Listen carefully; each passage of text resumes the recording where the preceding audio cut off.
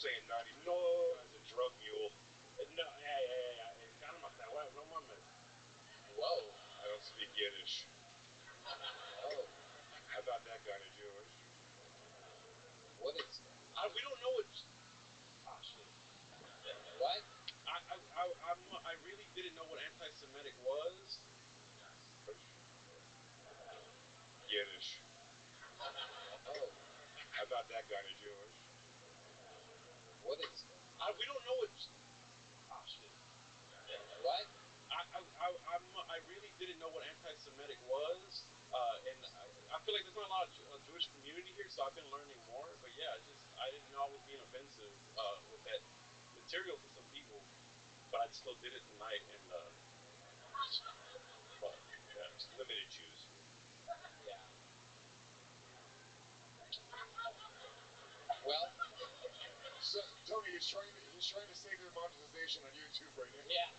No, it's incredible. It's incredible. They do disproportionately control the beams.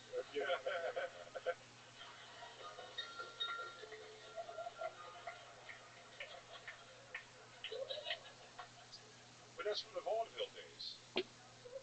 Tony, I love the stitching on that vest. It is wonderful. Thank you. It's done by your people, so it's amazing. When they're not picking beans, they know how to sew these motherfuckers. Absolutely incredible. Very, very interesting interview. The sun was okay. Thank you. But here's a big joke. Appreciate it, man. Hector Cifuentes, ladies and gentlemen. We're going to keep it moving along here. Put that mic stand back where you got it from there. There you go. Perfect. Okay. We're going to keep it moving along. There goes Hector. There's Heidi. All right. Your next comedian is doing 60 seconds uninterrupted. Goes by the name of Connor Loughran, everybody. Here comes Connor.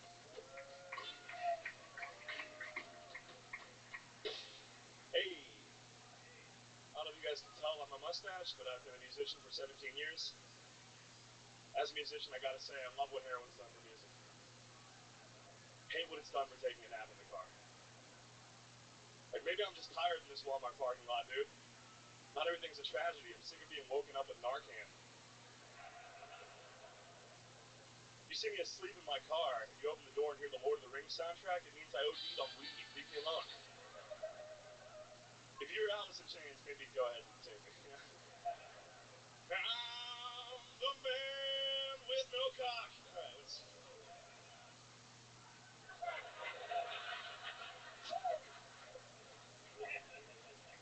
Never tried heroin. I tell people that, and they're like, really? And that hurts my feelings. Turns out my vibe is has tried heroin. They're like close though, because I haven't tried meth. Just once. You shouldn't do meth, but if you have to, once is the best number of times. I'm Connor Loughran. Thanks, guys. There you go, Connor Loughran, everybody. Hey, it went all right. Hi, Connor. This is your first time on the show. Oh, D-Man, this is back, everybody. He had to go to Africa to pick cotton. It's back. Doing this ultra weirdly going back to where you came from to do what you do episode. Welcome. Nice. You had to be here for the last I'm time. here. Connor, it's your first time here, right? Yeah, man. Okay, Just for a by the looks moment. of your face, I'm guessing you've had a hell of a life, so let's just jump right into it. Let's get How after long have you been doing stand-up? 6 years. Where at? I'm here. Cincinnati, Just for a Ohio. moment. Ooh, Cincinnati, Ohio. What do you do? Alright, go to sleep. I'll see you later, okay? Take care, What Miss else have you Aquarius. with audiovisual in Cincinnati, Alright, Ohio? you too. Bye-bye. So now you live here. Yes, How long indeed. have you lived here? 2 weeks. Okay. What's your living situation? I have an apartment in Travis Heights. Okay. By yourself? Yeah, one bedroom. Oh my goodness. So how are you affording that? You saved up money? I work for the AV department at one of the hotels downtown. Nice. Yeah. Cool. What else about you, Connor? Been doing this 6 years in Cincinnati. Now you live in the new comedy capital of the world. What's Yeah. your plan of attack here? Get after it as much as possible. Right. Actually, fun fact for Cincinnati at the Liberty Funny Bone, my first guest spot ever was for this guy right here, Picture Everson. Wow. Look at that. Liberty? Did you do cocaine with him in the green room?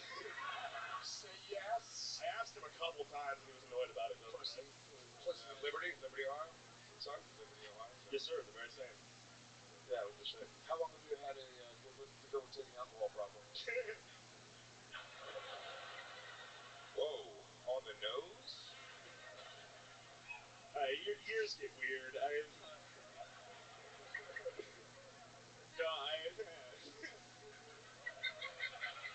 actually kind of got on top of it before coming here. I was like, I don't need that too. Financially, it would be a nightmare. So I've been not boozing just in case I get on this show. There you go. And here you are. So you've seen this show before, Connor. You know how it works. Yes, sir. You're in that interview part where, you know, if you give us something interesting about your life, it would be what makes you different. I can play the guitar like a motherfucker. Can you really? Yeah. Like a motherfucker? Like a motherfucker. Well, we have a Kill Tony guitar. Can we get that thing started to plugged in? We don't have it now? What does that mean? Why would you say that? He left it at home. Is that true? Is that true, Matt? Why don't we leave it here since it's the guitar for the show?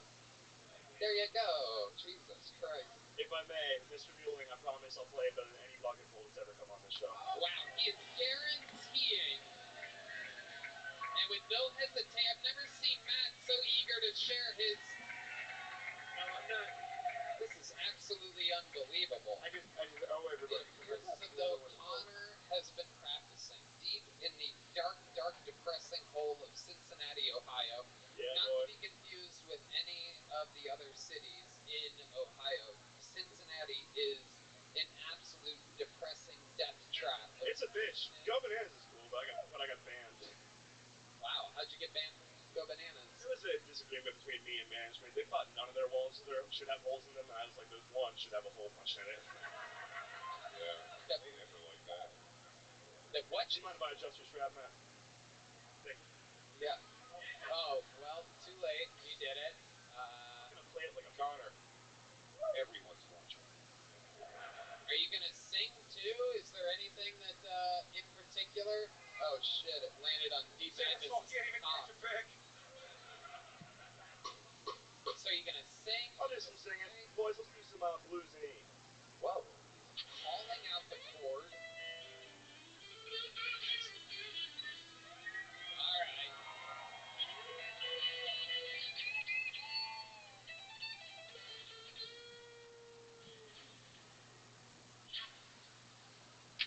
Hey, now, Kill Tony.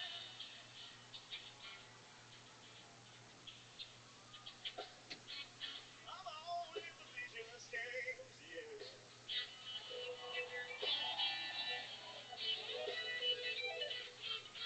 Yeah, Kill Tony.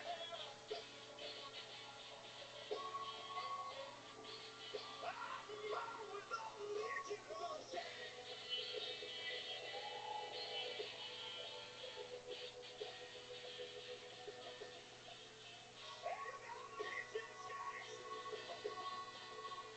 They're gonna tell you who controls the band.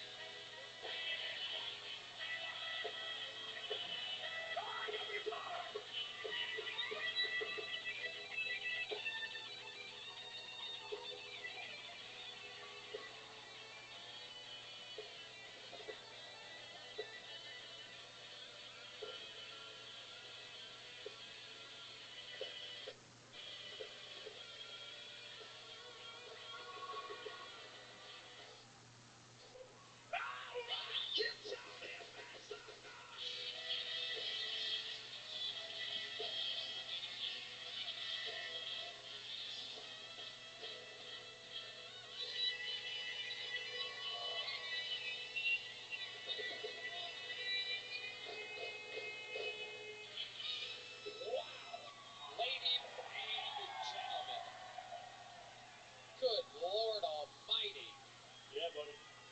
Big J. I'm sorry about the strap, man. Can I say something, dude? This light right here, the way it was cascading, I can see 4 to 6 pints of spit firing right into that guy's face. Oh yeah. You're the babysitter. I mean, hosing him down. Like a guys, give it up for my boyfriend. Well, he is now, because if you got it, he does too. That was awesome. Thank you, dude.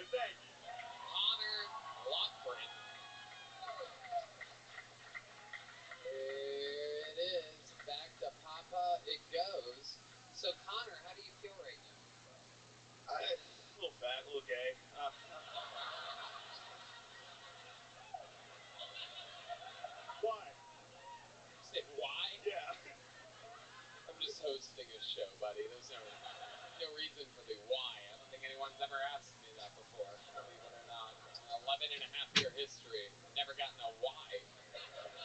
It was a chance. It's a good chance. You're in it. You're in it. Buddy? Connor, give me one more fun fact about your life. I should get you out of here on the big guitar solo, but... Can you spell it? There we go. There we go. There we go. And what was the charge there? It was drugs. It wasn't one of the bad ones. I'm cool. I was, yeah. Marijuana? No. I know how Ohio can be. The state highway patrol, they're famously stiff. It was cocaine, and it wasn't even mine. I know we all say that. Yeah. It was mine. Thank you.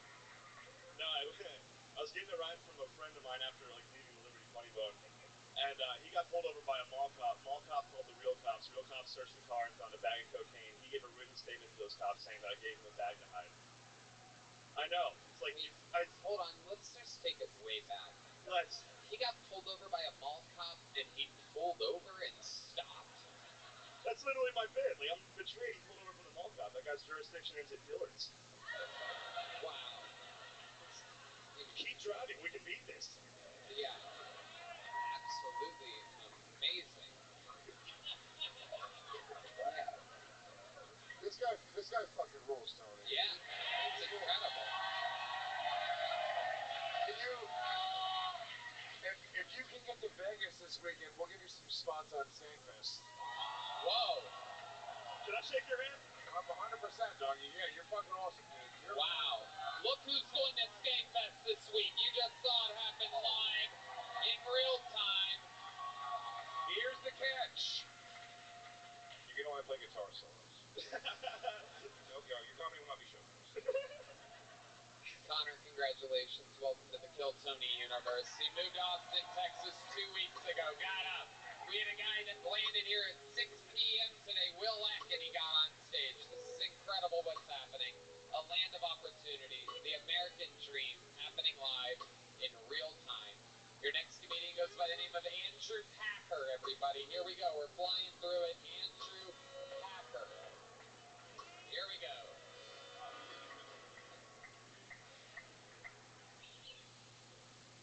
Nice. I'd like to give you guys a beat just to take this in. I know it's a lot of face coming at you. A lot of sharp angles going on. Kind of like somebody strapped a triangle to a block.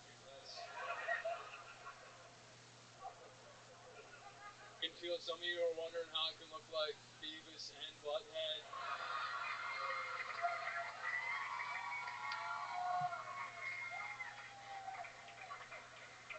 How is it both? I got this haircut. I looked in the mirror. I was like, oh, we made a decision.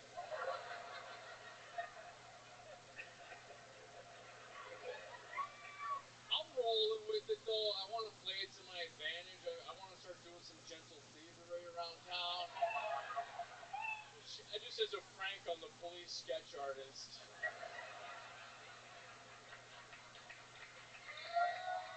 Wow. Incredible.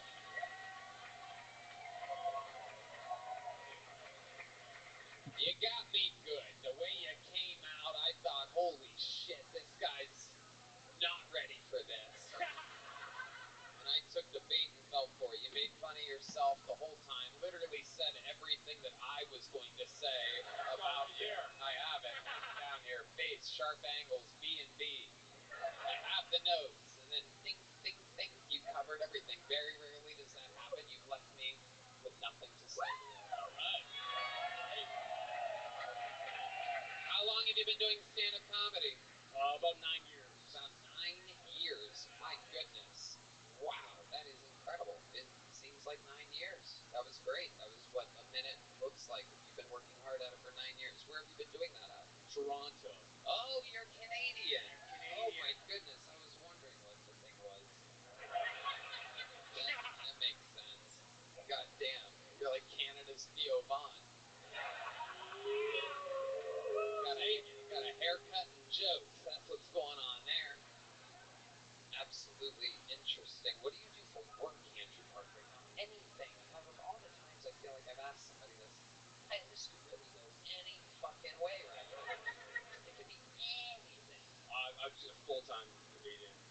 Really? Yeah. Wow. Look at that. How about before that? What did you do before that? I used to sell coconut water.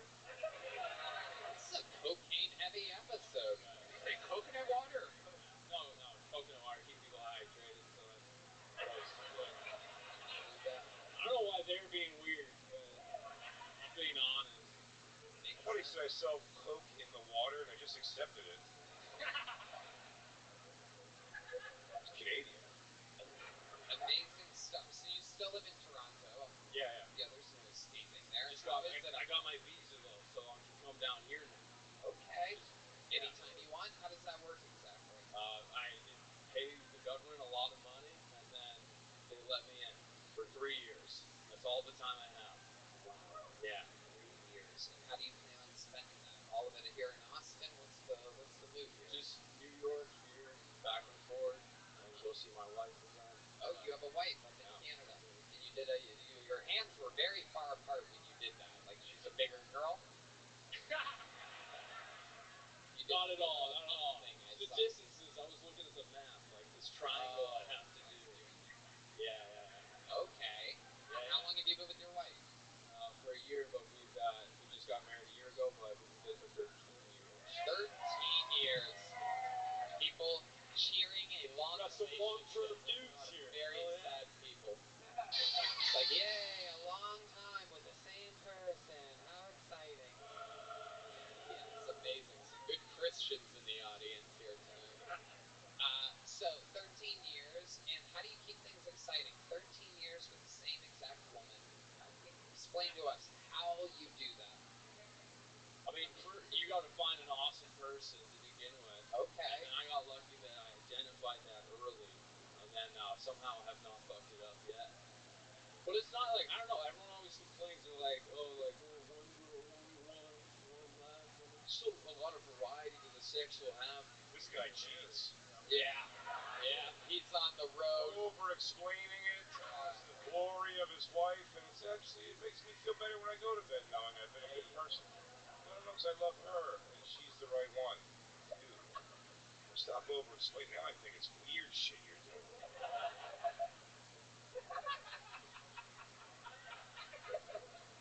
I know that's your perspective. It makes sense. Like, you don't have 2 double earrings and believe in love.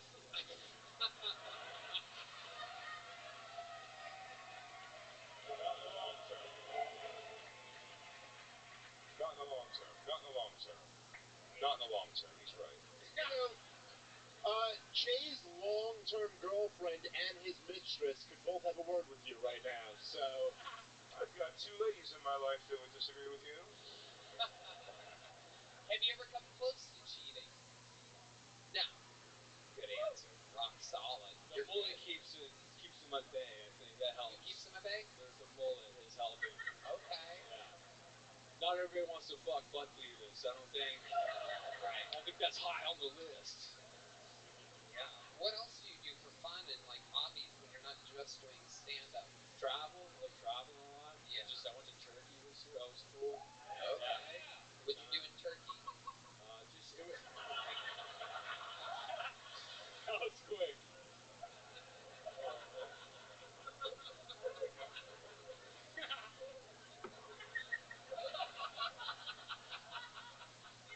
What did you do in Turkey? Turkey was just hang out on the beach, man. It was weird though. On the flight there, I was the only guy with hair, so that was weird. Yeah. Dudes kept asking who my doctor was. I was like, why is every one of you in a bucket hat? Amazing. What made you pick Turkey, of all places? My wife's friend, her parents built a home there, so we just go visit. Nice. Yeah. You seem like such a wholesome guy. Pretty wholesome, dude. Do you go to church? I'm not anymore. Yeah, what happened? When did you stop going to church? I did mushrooms. Oh, shit. Don't do it. Like, I see what they were talking about. It's more of a metaphor.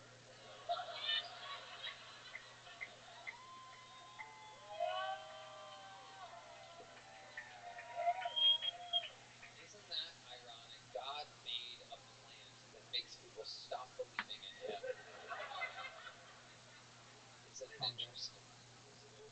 that those in Canada?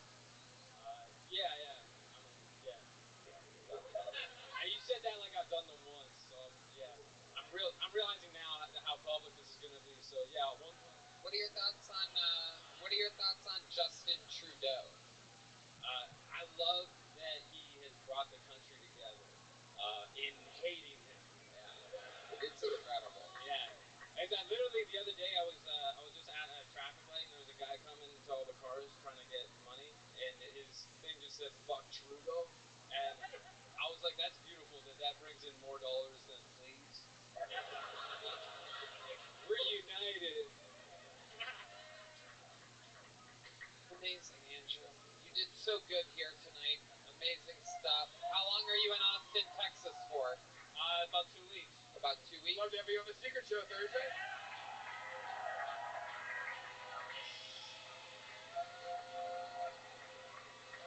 And you know what else, Andrew? You know what I want you to do, since you didn't get on the open mic tonight, probably, right? Did you? The odds of that are very low that you got on both shows, correct? But did you sign up for it? Okay, well, the talent booker, I do believe that show is still going on. Why don't we get him a few minutes in front of Amiga? 9 years in the game, a full-time comedian. They're going to take you straight up to the other room. Don't bomb over there. There he goes, Andrew Packer, ladies and gentlemen. Perhaps getting a shot at getting on more shows on the big lineup here at the Comedy Mothership right now, being shipped off. The opportunity of a lifetime. You guys ready for one last bucket full tonight, huh? Ladies and gentlemen, make some noise for Jessica Mitsitano, our third female of the night. How exciting, Jessica Mitsitano. Hello. I just moved here from Chicago, dude. Hell yeah. We got that 9 months of seasonal depression. Fuck that. You guys even get that here, or is it just regular depression for you guys? Regular. We have those telltale signs, right? Like you get lethargic, you don't want to do anything. I know I'm getting sad because that's when I start masturbating face down again. There. I do it on the couch too, dude. And you put your face between the cushions because it muffles the crying. I miss my dad.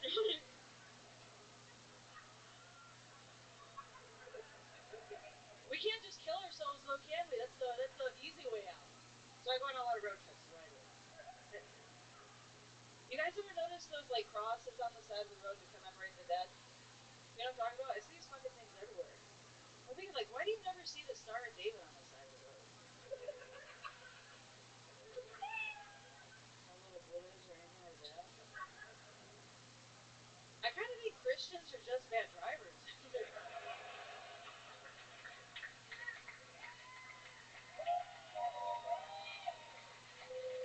Like, maybe. Go ahead, finish it, Jessica, finish it. Like maybe Jesus needs to hand that wheel back. Thank you. Jessica Mitsitano. Mitsitano. Got to deal with this. I don't know how to lower it. Hey, Hello. you're gonna call me fat a bunch of stuff. Yep. There you go. Even Red Band's jumping in on it. Okay, Jessica, no, it's fine. You're not even the biggest girl that's been up here tonight. You actually look exactly like the other two female comedians mushed together. I don't know if anybody else is seeing it. It's just the haircut of Carly, the body of Selena, piercings to the face. That's Selena though, bitch. I'll take it. Not that Selena. Welcome. Hey. That was fun. How long have you been doing stand-up? 8 years. Wow, where at? Chicago. Oh, that's right. Yep, that makes sense. It's fun. Chicago. You visited the Bean before? You sons of bitches. Ah, fuck you. Fuck you, fuck the Bean. I would if I could, dude. They got a barrier around it, you know? Did you know that that bean was picked in Mexico by an American? That's what a lot of people don't know. Giant metal bean pulled out of the ground by an American that visited Mexico to pick a bean. That sound racist? No, It was on tonight's episode. It happened live less than an hour ago. Jessica, what do you do for work?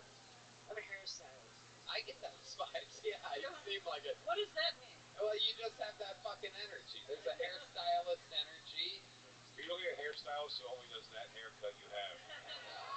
Yeah. You look like a hairstylist that says, "Is it all right if I touch you before you cut the hair?"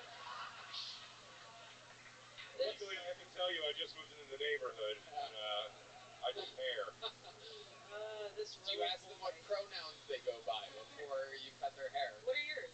Oh, you bitch. You bitch. Oh, look, she's doing a dance. Oh, she's doing a fat girl dance. Oh, no. Oh, God. The whole room smells like gorgonzola.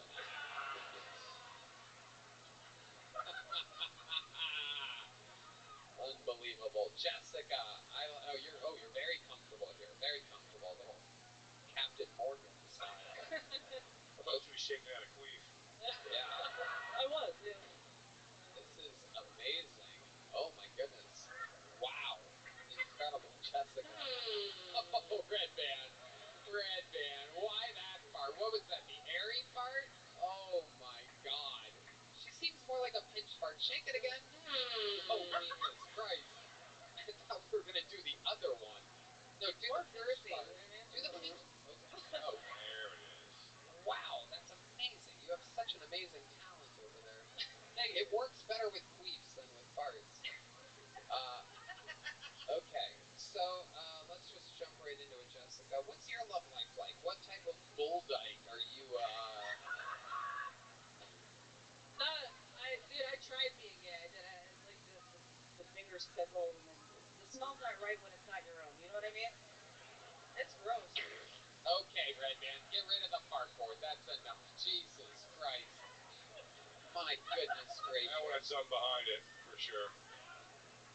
That's what I get for trying to be vulnerable.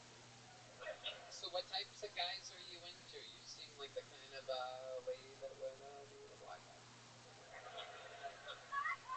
My family, I've disappointed my parents enough.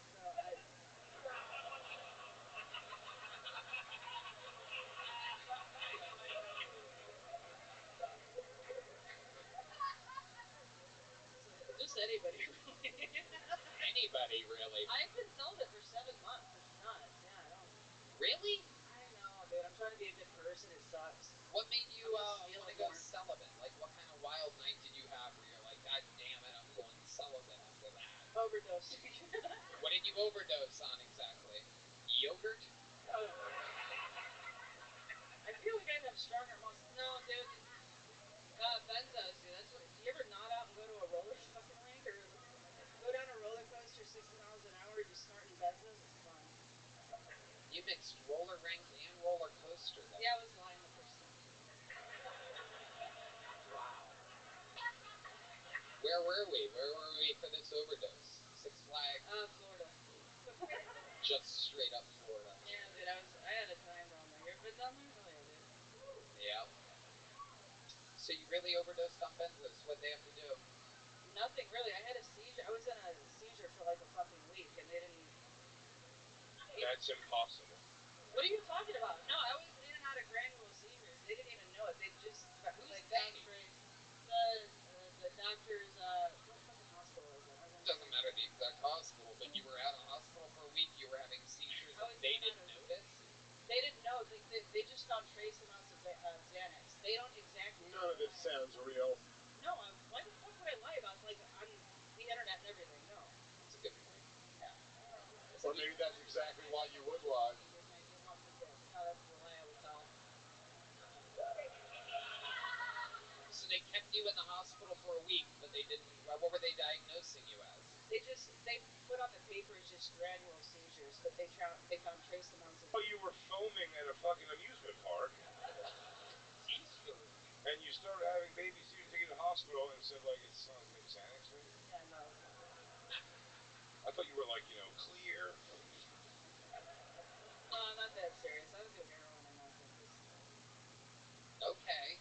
So how about hobbies when you're not doing drugs and cutting hair? Anything else? Are there any passions? You seem like the kind of lady that would do some roller derby or something like that, or some like tough girl things, some like like What's a softball? I consider it a cower slap. Yeah, you seem like you'd be a great power slapper. Local power slap. Let's nickname her. Yeah. All this is hurtful. No, I do a lot of art. I'm an artist. I'm an artist for you. Oh yeah, what kind of lady? I've seen bitches built like you before. I want to hear this. She looks like she has crack pipes. Yeah. What type of song do you like to sing? You know, I love blues. Like Amy Winehouse is the shit. Let's just do some bluesy stuff. But for copyright's sake, because again, YouTube has been tough cookies lately, let's do something Amy Winehouse-esque, but not exactly Amy Winehouse-esque, or literally Amy Winehouse's father gets the money from the episode. If it sounds too much like Amy Winehouse's father, who basically killed her, would get all the money from this episode. You can't make this shit up. The state of music and the state of YouTube right now.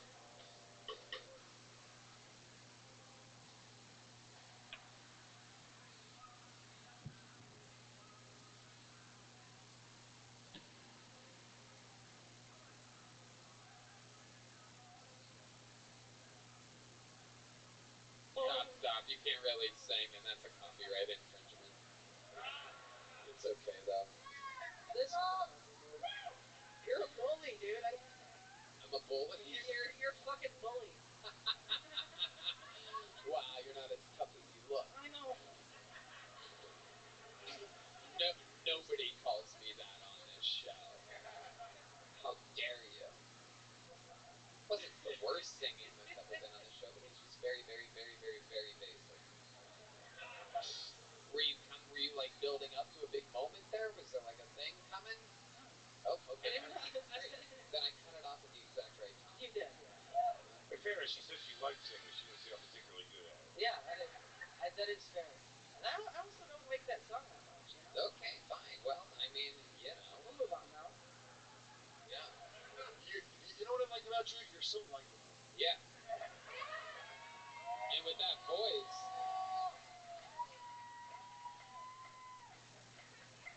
Yeah. Thank you. Amy Brickhouse over here. How many abortions have you had? 2. There you go, 2. Wow. Nice. How many at home? 1. Yeah. That is amazing. Amazing. Not a big joke, Bugs. Oh, there's a hairy one. This is a hairy situation. Bonsai made this out of some kind of dead animal. Congratulations. Oh, wow. Great. Unbelievable catch. Definitely still some Xanax in that system. I don't know if you guys saw that. Put her in right field. Lack of attempt on that catch there.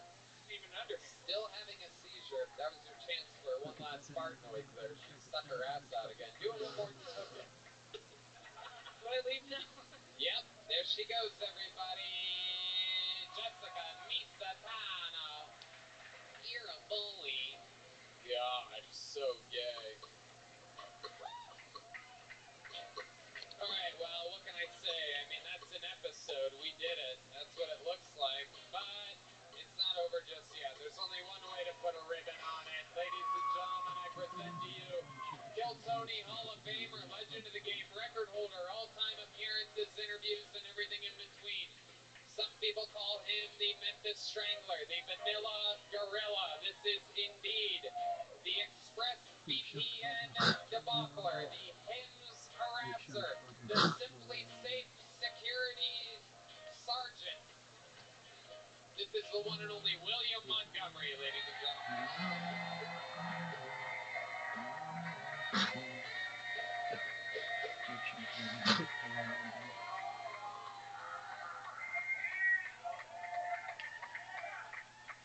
Did Mossad just drop the song of the summer? You know that mixtape must be fire if you start listening to it over a walkie-talkie and it explodes. Apparently in Haiti, they don't have animal shelters. They're called all-you-can-eat buffets.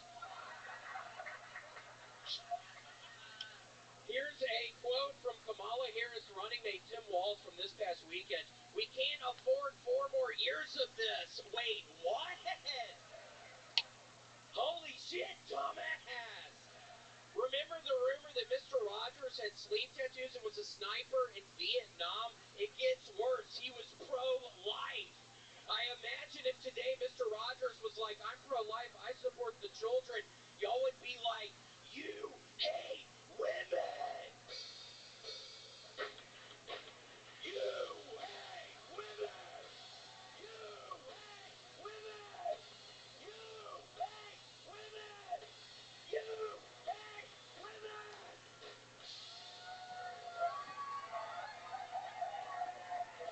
Wow! I did not see that coming. Look at you doing a little fucking art piece there. God, yeah, it's been an insane week. Tony, on Tuesday, I actually ate some sushi with Red Band, and my stomach is still totally fucked up. I think I have a parasite or something. Seriously, I wonder when I end up going to the hospital after eating sushi. I don't know. It's been a week now. Tomorrow it's a week, and then the next night, Tony, I swear to God, I had my arm. I always sleep with my tummy, and I had my arm up like this, and my rotator pin, it hurts to even do that. So I'm a big old mess. That is incredible. What have some of your symptoms been from this sushi incident on Tuesday?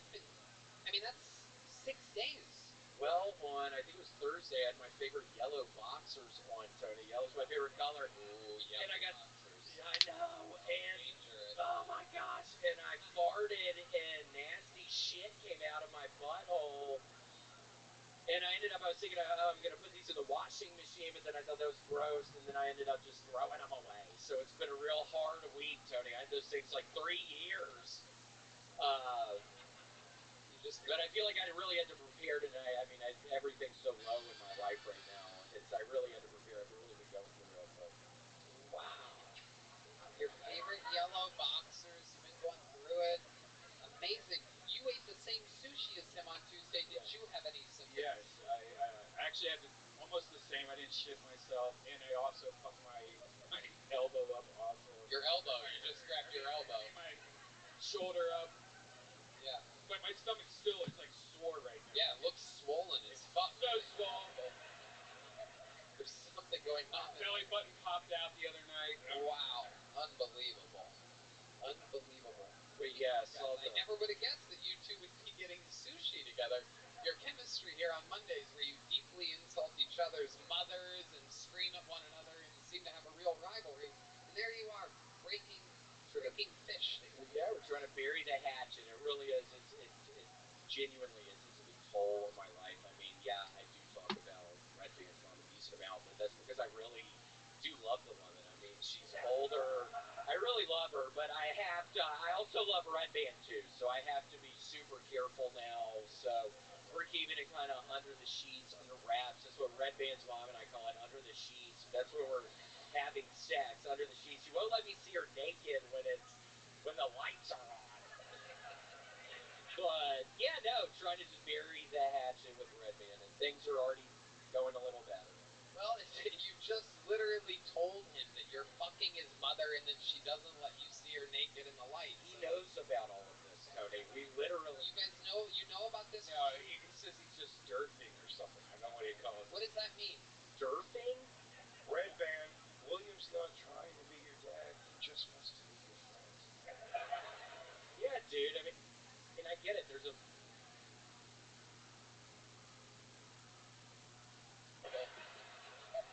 something going on. Belly button popped out the other night. Wow. Unbelievable.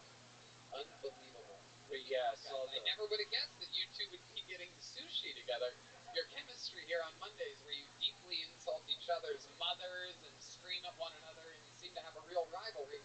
And there you are, breaking fish together. Yeah, we're trying to bury the hatchet. It really is. It genuinely is. It's a big hole in my life.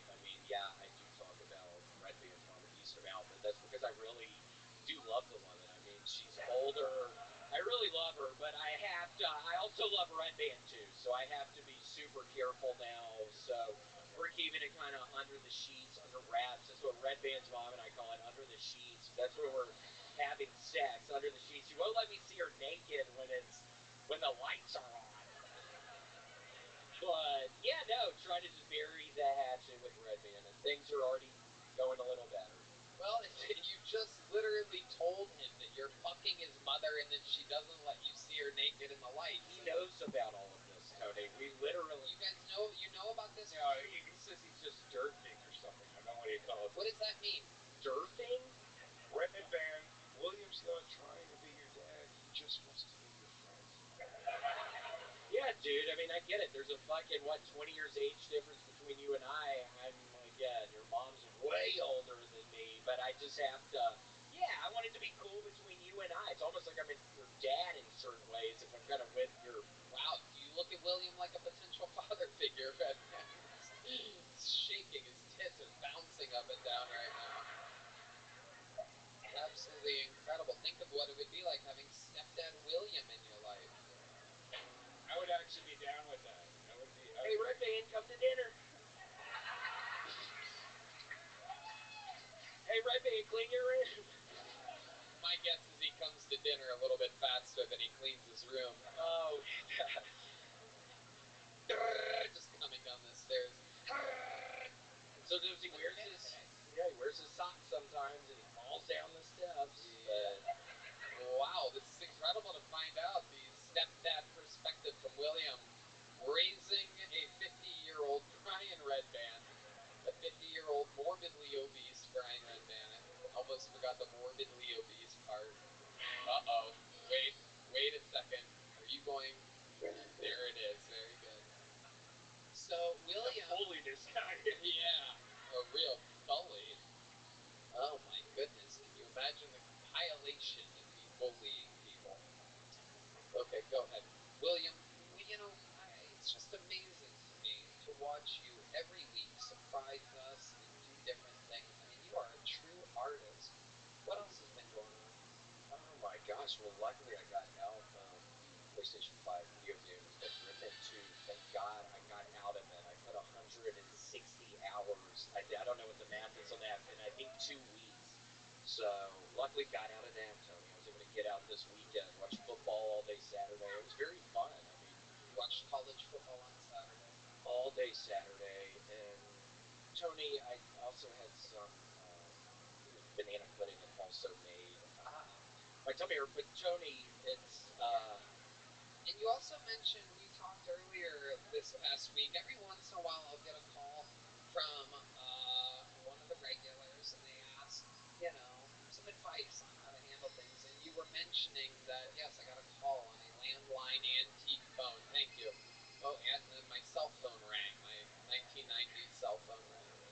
maybe next time, Red Band. That was a good try. Yeah. And Red Band, I'm kidding about your mom. Again, yeah, we went to go break bread, and I swear to God, I spent $400. I'm embarrassed to even say this right now. It's the most expensive meal in my life I've ever had with sushi. I spent $450 fucking to shit in my yellow boxers a couple days later. It really was a horrible week for me, Tony. And let me ask you something before we talk about the phone call that I took from you. But I'm interested to know because, I'll give a little behind the scenes. William is, what would be the proper verbiage here? He is A badass or... Yeah. Oh, I'm kidding. He is... Wait, what song are we going into here? Hold on. He's very, we'll say good with money. Very, very, very,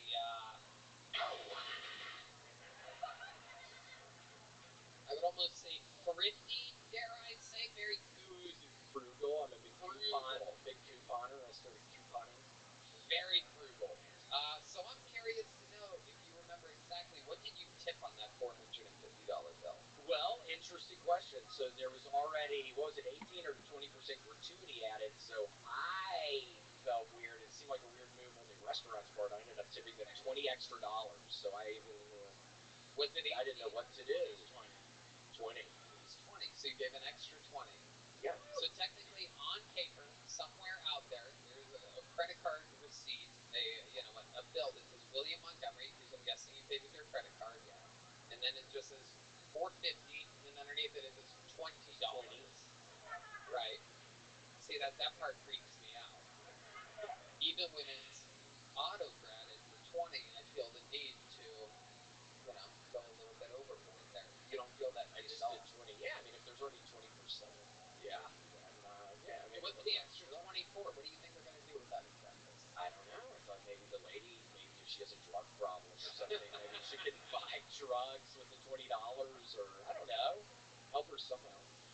So I took this call from you this past week, and you told me that people. What the fuck? What is that music?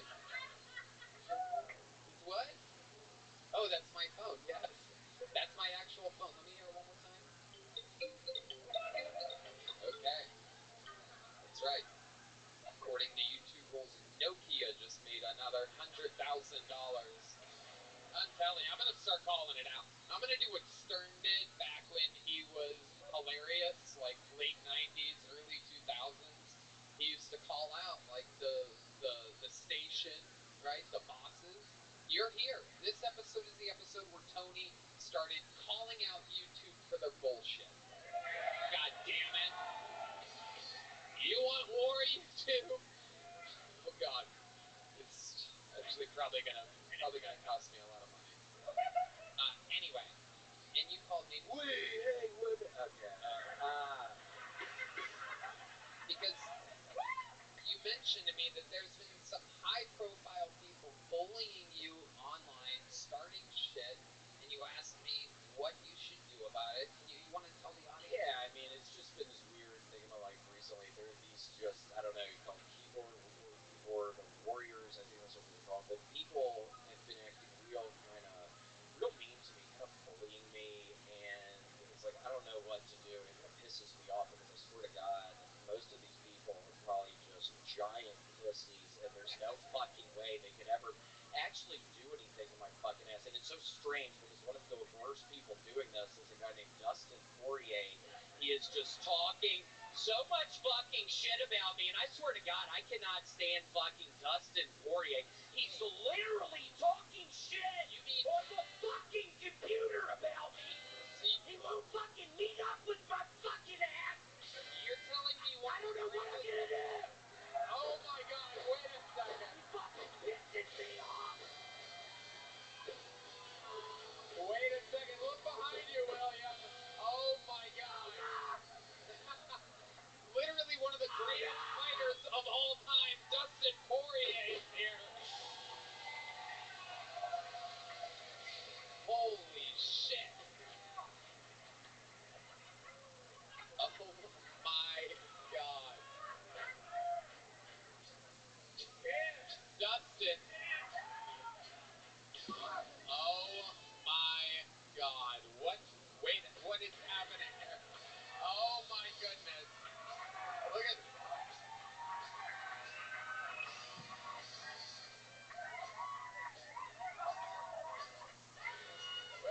Oh, look at this. We ain't never gonna stop. Wow, Dustin Poirier. William Montgomery. What an episode. Make some fucking noise for Dustin Poirier and William Montgomery. Fuck yes. Fucking awesome. Thank you, Simply Safe Hymns and ExpressVPN. And a special shout out to the great people over at YouTube, where you can create your own content and put it out. And even if you kill the entire comedy industry and all the late night shows and an entire network formerly known as Comedy Central, and absolutely dominate the field of an entire art form, you can enjoy it all over at YouTube with no pain or pressure or censorship whatsoever. They're so nice and great, and they really help us any chance they get. And they really. Forget about YouTube Premium, Tony. Yeah, YouTube Premium. You can skip the ads, everybody. How exciting. Make sure you get it. Make sure you subscribe and like. Click that thumbs up button as hard as you possibly can. It's a great time over at YouTube. YouTube. It's what's in your wallet. Yeah. Yeah, what's on your TV screen? YouTube. Go to youtube.com and download the app now. We love you, YouTube. We really, really do, from the bottom of our hearts. All right. Make some noise for the Legion of Skanks, ladies and gentlemen. Heading in to the big week. I mean, this is it. The granddaddy of them all. The greatest comedy festival. By the way, we've been saying that for years and years and years on this show.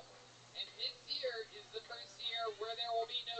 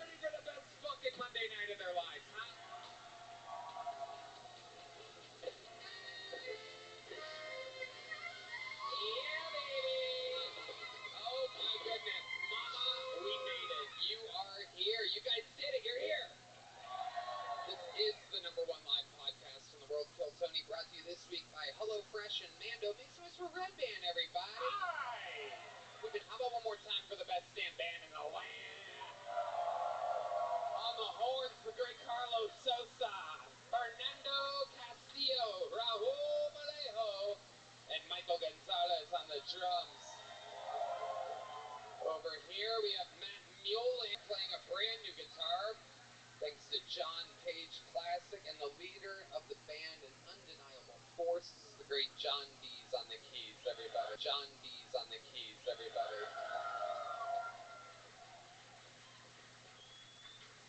Deep Madness is playing by himself at it because he's blind. You know what I'm saying? We have a fun show lined up for you. Before we get started, here's a little bit more from the amazing sponsors that made it all possible. Comedy Club in Austin, Texas is now open. Check out Red Van's secret show every Thursday.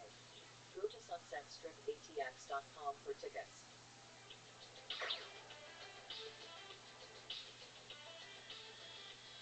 This podcast is brought to you by Send the Vote, folks. Election Day is coming up on November 5th, and there's a website, sendthevote.org/Tony, that makes registering to vote easy. All you have to do is head over to sendthevote.org/Tony, and they'll help you sign up, register, and check if you're all set. You can also text Tony to 33022. That's 33022 to learn more. That's TONY to 33022. Thanks to Send the Vote for sponsoring this podcast. Are you guys ready for the best fucking show you've ever seen? Here we go. Anything can happen. I lined up two of the funniest guests that we've ever had on this show, two of the funniest guests in the world, two of my favorite comedians, legends of New York, here quite often because Austin is the new comedy capital of the world. Ladies and gentlemen, your guests tonight, two of the greatest. Make some noise for Chris DeStefano and Joe DeRosa.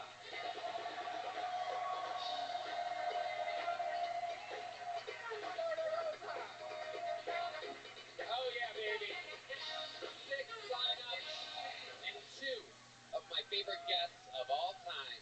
What's up, Chris? Hello, how you doing? Feeling good? Absolutely. Absolutely. We're You gonna look have good? some fucking fun tonight. Yep, beautiful crowd. There it is, great hat. This guy wearing a fucking Gucci bucket hat. I up know, here. dude. You really look like an idiot. Yeah. It's unbelievable. But it's good, you're owning it. It's about confidence. Yeah, Wow. dude. No, don't pull it down, it makes it worse. But it's good for you. That is an incredible hat. Joe DeRosa, what do you think about how dumb this fucking guy looks? What do the GGs on it stand for? Wow, you're so poor and cheap. It stands for, the GG stands for gay guy. That's how I know what it is. Wait, what do the GGs stand for? Gucci. Gucci, Poppy. You fucking free t-shirt wearing motherfucker. What is that? You bought that? I Oh, like you're wearing the thing your dad bought you at the game. Don't fucking start. We just got out here. oh, Michael's playing those drums. Oh, he did not like me saying he just works out and plays the drums. One joke on Tony, just you angry little fucking Mexican bastard. Look at this fucking bad boy burrito back here. Jesus Christ, fucking spicy quesadilla tonight, huh? Woo-wee! Alright. Fucking unbelievable. Oh, your dad bought you a shirt, Michael. Just shut the fuck up back there, you motherfucking. It's like a Tommy Lee solo. I made a joke about Michael during the commercial break, and he's getting his revenge over here. I got my eyes on you, dude. All right, 226 sign-ups tonight. The show is absolutely out of control. They're all waiting in a bar across the street. I pre-pull the name, and one of our lovely, lovely human beings goes and wrangles them from the bar across the street. In the meanwhile, you know how it works. If I can bring them up, they get 60 seconds uninterrupted. You know, the time's up when you have the sound of a kitten. And if they have to wrap that up then, or else they bring out the Angry West Hollywood Bear. Ooh, fans of the kitten here tonight. Oh, it's Heidi. Heidi came up. Wow, I was wondering why the cat got a standing ovation in the room. I was wondering why all the guys have the boners. Wasn't the sound of it. I thought you guys were just diehard fans of the show, popping for the cat. But, turns out it was pussy. Alright. While we wrangle our first bucket full from across the street, ladies and gentlemen, we have an amazing golden ticket winner who we've watched grow on this show for about, Louise, 5 or 6 years. We originally found him in Houston, Texas, when he was just a very young buck, and here, with a brand new minute, getting the stand-up comedy portion show started. This is a brand new minute from Golden Ticket winner, the adorable and likable and lovely. Make some noise for Enrique Chacon, ladies and gentlemen. Here we go.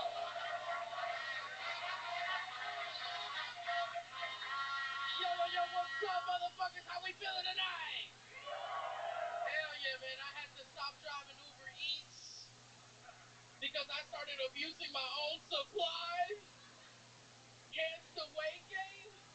And if I'm your Uber Eats driver and I've been dropping off McDonald's at your shitty college campus and you're only tipping me 86 cents, I'm sorry, bro, but I'm gonna put my dick in your fish sandwich, dude. At that point, that ain't tartar sauce anymore. That's shrimp leches now. You wondering why the McDonald's tastes so good this week? Where's this new recipe coming from? Oh, it's coming. It's coming from south of the border, bitch. But yeah, man, this is how I knew I got fat from Uber. I knew I got fat because my girlfriend, she spontaneously started sucking my titties in the bedroom, bro. Big guys, anybody else get their titties sucked, dude? Man, dude, she started sucking my titties so good, bro. Ladies, I understand now. I was trying so hard not to moan. And then she really started sucking, bro, and I turned into a little farm animal.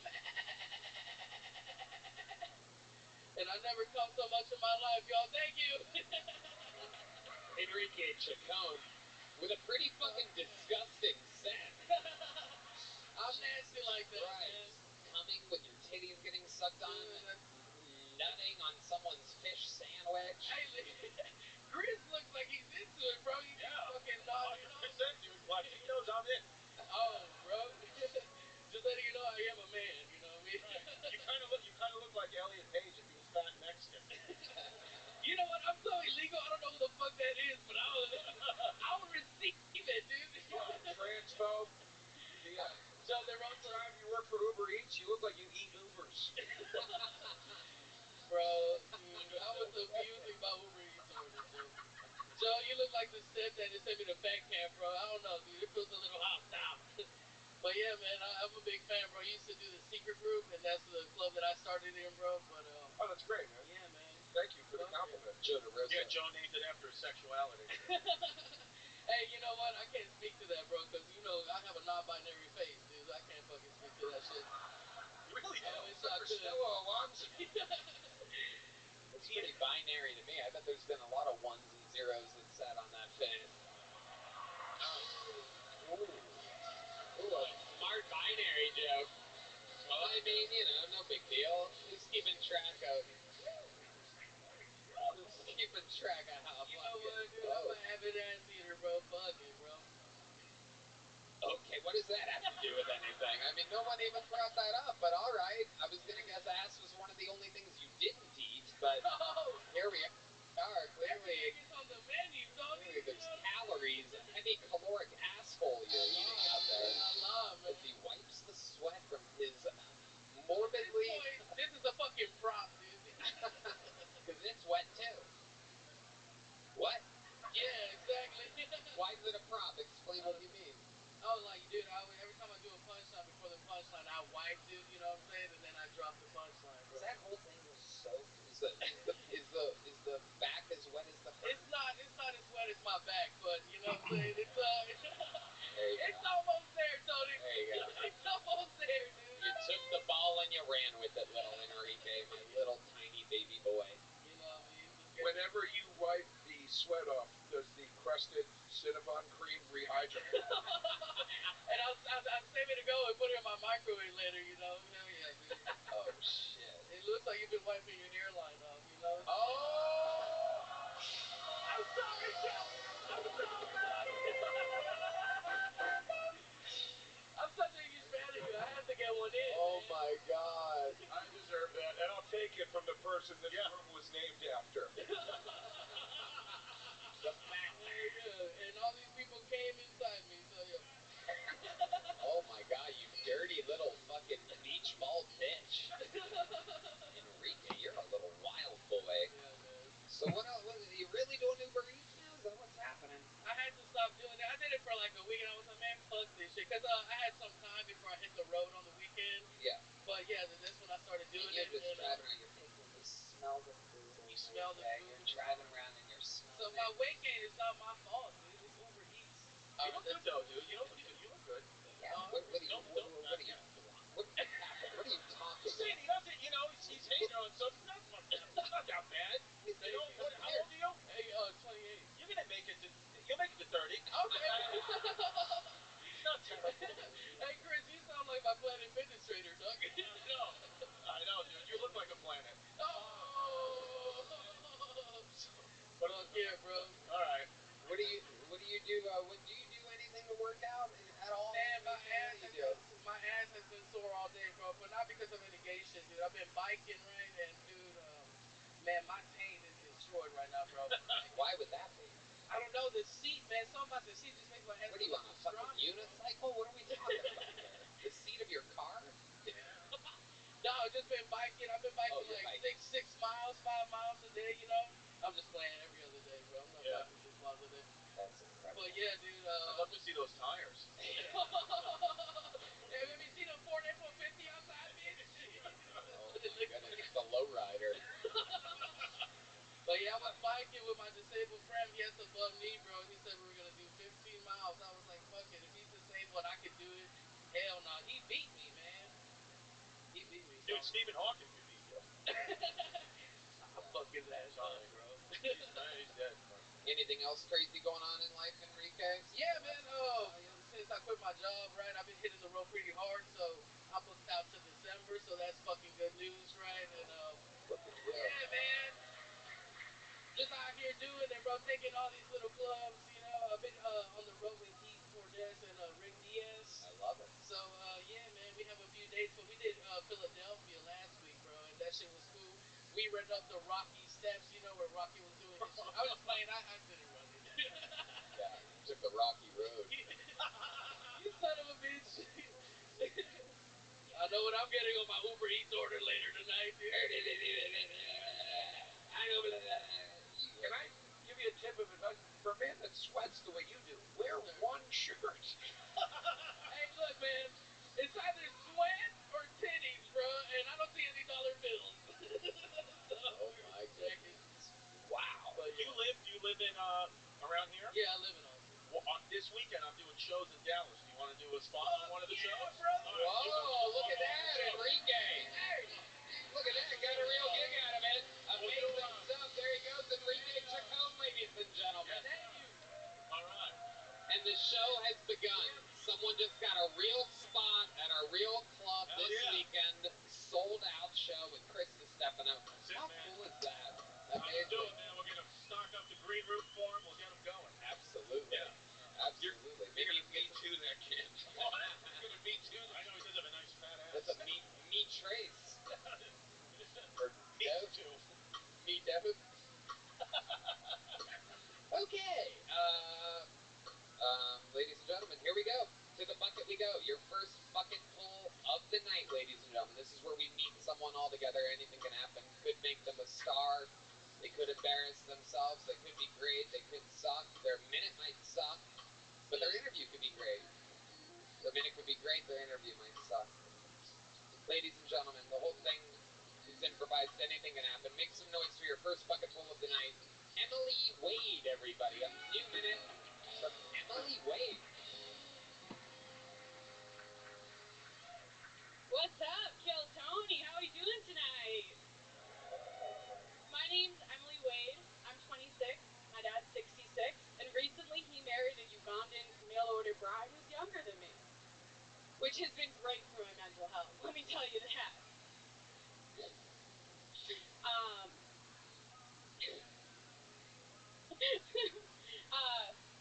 Which is great for my mental health. Most people go to sleep at night to count sheep. They count cows jumping over the moon. Me? I count the amount of times my dad's gotten sloppy from somebody who's still watching SpongeBob on repeat. And I come every time, let me tell you. He does all this shit for this bitch that he never did for me. He paid for her rent, he paid for her car, he paid for her college. I had to drop out twice because I couldn't afford to go back to school. If I had known that's all it would take, I'd have sucked the fuck out of my dad's dick years ago. Talk about a full fucking ride. Now, don't worry. My dad knows I do that joke. He actually came up to me after my set. He goes, Emily, I just want you to know everything you said tonight is absolutely true. How would you feel about going back to college? And I'm excited to announce I'll be starting at UT. Okay, the bear has come out, a full set, and then some from Emily Wade. Hello, Emily. Welcome to the Kill Tony universe. How do you feel after that? You know, I shouldn't have stopped for 10 seconds, but it is what it is. You did do that, and there's nothing you can do to change that. That is incredible. It will live in history, and you're realizing it and still living in it right now. The same nervousness that happened that made that happen still exists right now to you. Oh, I'm in it. I love it. How long have you been doing stand-up, Emily? I've been doing comedy for a year. 1 year. Are you from here in Austin? I'm originally from Boston. I just moved here from Miami, Florida. Originally from Boston. You just named 2 places that nobody likes. Congratulations. Absolutely amazing.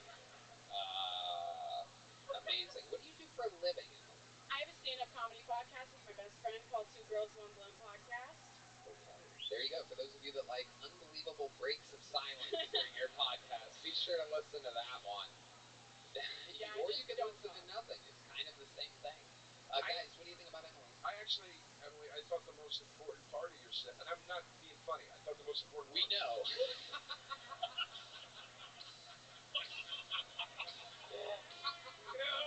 Let me tell you something. This guy calls me 30 minutes ago, goes, I'm in a jam. Can you please come down here for the show? I did not say I'm in a jam. You said you're in a pickle. But that was up your ass.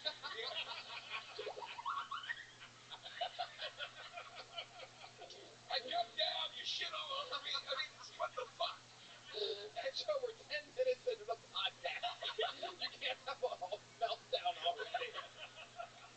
This is the whole one. A fun fact, for those of you, there's no way you could know, but Joe and I drink together a few nights a week, and we have an outrageous amount of fun. Yes, so, yeah. Are we going to drink tonight a little bit? Yeah. Oh, yeah. It makes up for all the hurt. All the hurt goes away at the bar. Yeah. No, I was going to say this. I actually thought the most important part of your set was when you did stop. No, I'm serious. I'm very serious. Because it was you going, fuck. And it was, you were like, no, fuck, and you took a minute or 10 seconds for yourself. And that's important. That you'll go, as you grow as a comic, you'll learn how to do that and not show it as much to the audience. But that's important that you had that comfort level, call it nervousness, whatever, that you were able to go, you know what, no, fuck it, hold on, give me a second, I gotta, whatever, I don't know, I thought that was good. And I think you have, no, go ahead, clap. Wow. And I also think that you have great premises. This is advice somebody gave me once, and it changed the way I wrote. You have great, Yeah, the advice Joe got, and then he stopped doing comedy and opened up the sandwich shop. So that was the advice. They were like, please do something else. They're like, you know what, you'd be better at cold cuts. I am this close to opening a hot dog stand. Fucking try me. I honestly. Perfect.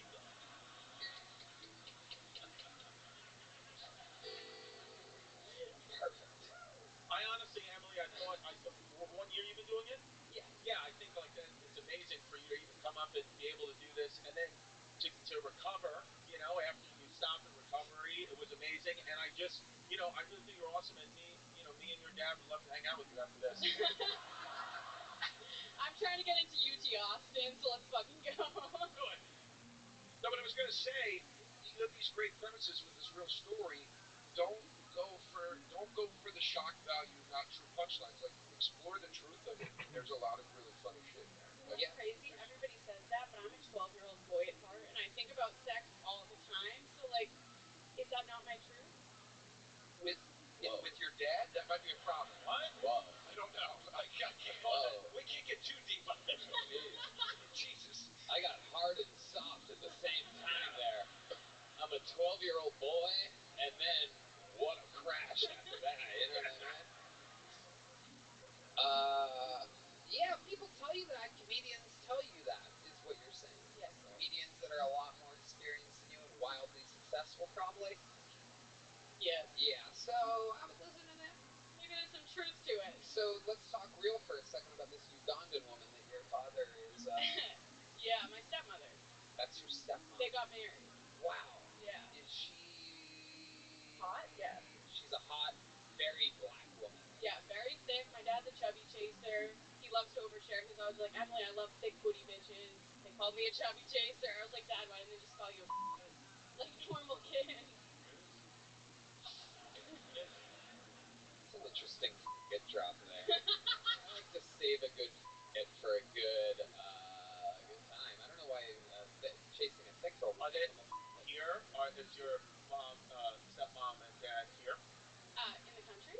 Well, like, they didn't come to watch you. No, they did not come to watch me, That's unfortunately. wild. This woman would rather stay in Ugandan village than watch you. So she lives here now. Oh, she does? Okay. Yep, she moved in with my dad. No. He paid for her visa, too. Paid for a visa? Oh, okay. Wow. Okay.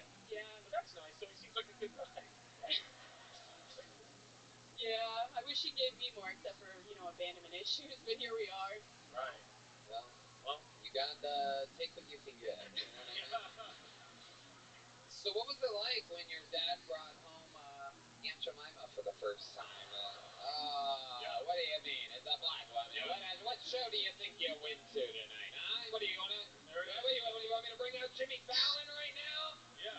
You want to hear a 10-minute monologue with Jimmy Fallon? Let me do my fucking Aunt Jemima reference. How'd you feel? Can you ask the question again? No, it was really, I just wanted to do that joke. There's not a real answer. What was the joke? Go ahead. What was the joke? Well, he said, no, it's fine. You can't explain a joke. That's fucking gay. Why not? Well, what's amazing is that you're so white. Like, you're like this, like, angelic, like, doll type of, like white trash doll. Yeah. My dad does live in a trailer. Really? Yeah. Wow, with the Ugandan. With the Ugandan. She moved out because it wasn't nice enough for her. So he bought her a visa. Wait, hold on. She moved out of the, where did she go? I mean, she started in a mud hut. She moved to a trailer, and she's like, no, I need a high rise. Wow. Yeah. Absolutely incredible. Well, Emily, congratulations. You got the show started out of the bucket. Here's a little joke, bub. Oh, wow. That was amazing. It almost went in Joe's can of liquid death. Thank you. There she goes, ladies and gentlemen, Emily Wade. And it has begun. You get it. Good job. Anything can happen.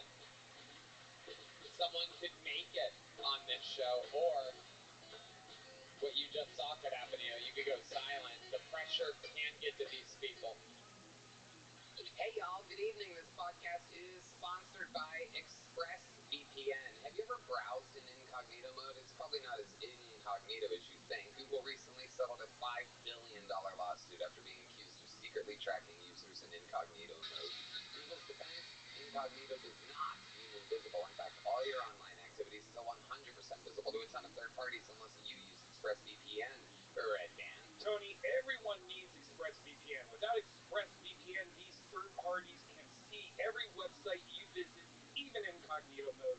Your internet service provider, your mobile network provider, even the admins of your Wi-Fi network, like your school, your boss, or your parents.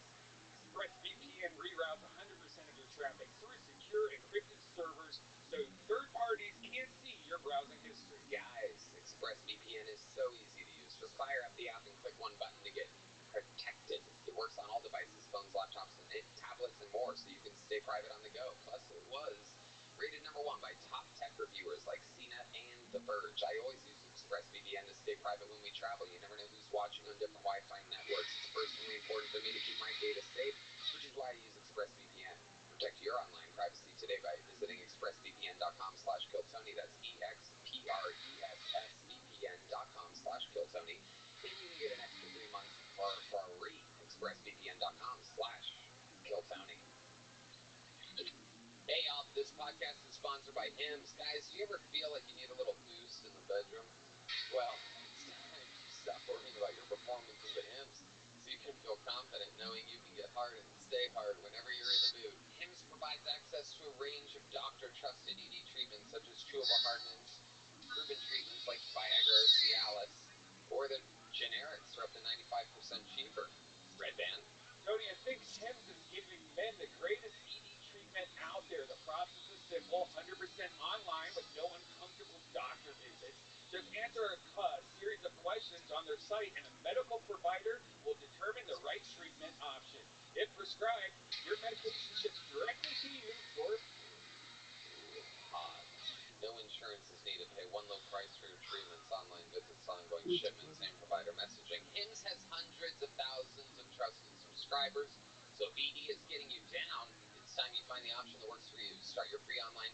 today at hims.com/KillTony. That's HIMS.com/KillTony for your personalized ED treatment options. hims.com/KillTony. The products mentioned are chewable compounded products which are not approved or verified for safety or effectiveness by the FDA. Prescriptions require an online consultation with a healthcare provider who will determine if appropriate restrictions apply. See website for details and important safety That's so information. funny. Subscription required. Price varies based on product and subscription plan. Make some noise for your next bucket poll. A brand new minute from Chris Reeves, everybody. Chris Reeves. That's so funny. So I was thinking the other day, just pondering, thinking to myself, were there any retarded kids on Epstein Island? Like, do you think there's retarded kids on Epstein Island? Yeah? And can I ask you another question? Do you think it's better to molest a normal kid or a retarded kid?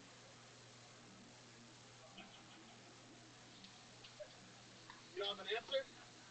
Pussy. I'll tell you, because there is a right answer. It's retarded kid for sure. You agree?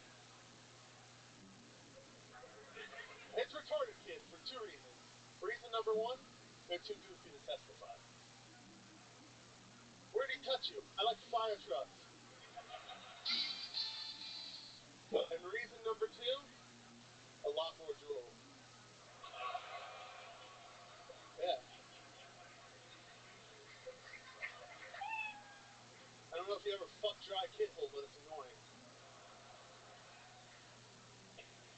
Holy shit. Chris Reeves. I feel like all that material was written by you trying to actually, like, molest kids. Mm-hmm. Okay, wow. So, You gotta do the research. wow. All right. Holy shit. How are you, Chris? You've been on this show before. Yeah, I've been on the show a couple times. I've been doing good lately. Yeah. How old are you? I'm 25. 25. How long you been doing stand-up? 7 years. 7 years. Wow. So, you started when you were 18? Yes, sir. Were you ever molested? Oh, we've talked about this a couple times. Hell yeah. Really? Goddamn right. Molested and proud. Mm-hmm. Wow. I'm one of those retarded kids I was talking about. Yeah, it seems like it. Unbelievable. I don't remember our molestation talks. I thought it was a risk asking that question. Yeah. When we talked about it, it just got really sad. Okay. Yeah. All right. Why did it get sad? I don't know. Did you get sad? No. No, you liked it. Yeah, I was having fun since I got molested. Right. Exactly. You I enjoyed was it. jerking them off. I'm like, yes. All right, Chris. Settle down. Tony, where does comedy go from here? What's happening? I'm fucking my dad, molesting retarded kids. Yeah. What's happening? Yeah. Remember a guy would come out and talk about Tide? Something. I feel like we're all gonna get like subpoenaed one day. They're like, people are like admitting crimes. You got the penile part right. That's true. So Chris, tell us more. What are you doing for work? What's going on with your life? I live in San Marcos and I'm a cook at a Torchy's right now. Wow. Holy shit. All right. Yeah. Okay. So halfway to hell. Yeah. It's incredible. What do you love about your life? What do you do for fun other than stand-up? What do I love about my life? Other than stand-up? I don't really like the stand-up part that much. Why don't you like I don't know. I live with my best friend. Hold on. Tell us about what you just said. Why don't you like the stand-up part that much? It's just too many fucking weirdos, dude.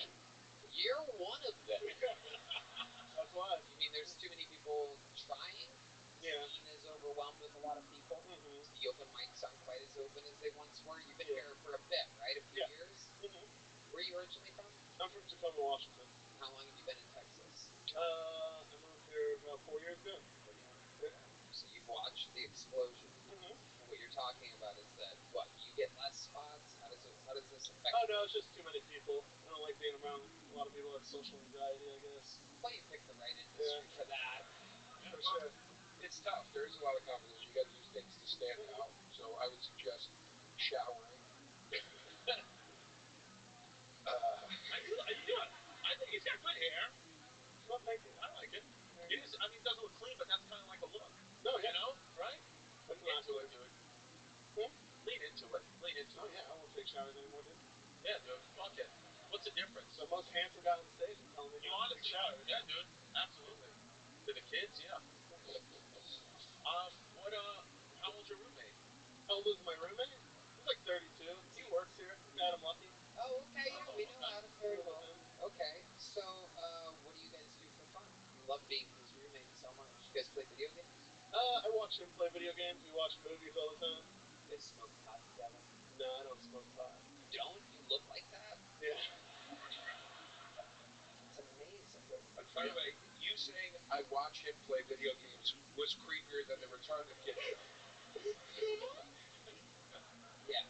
He's sober, too. You're just sober, sitting there just watching him play video. Like, good job. That's fucking scary, dude. Why are you sober? Why am I sober? I just don't smoke weed. I do everything else pretty much. Oh, okay. Look at that. Amazing. Why do you have all the you have like do you get by bugs? Do you have like No, I'm a cook, so I burn myself a lot.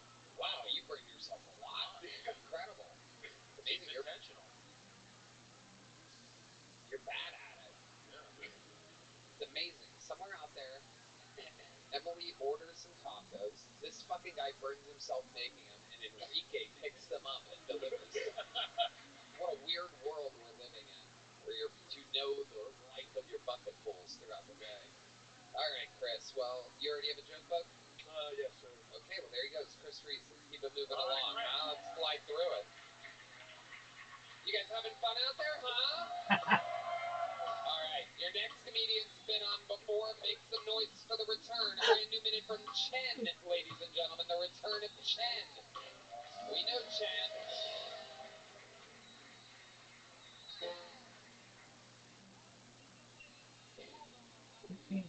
My friends used to call me gay.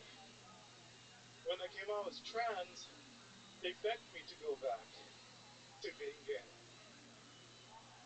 Apparently, if you're suck a dick, it's pretty gay. But if you're sucking a dick while wearing a dress, that makes it super gay.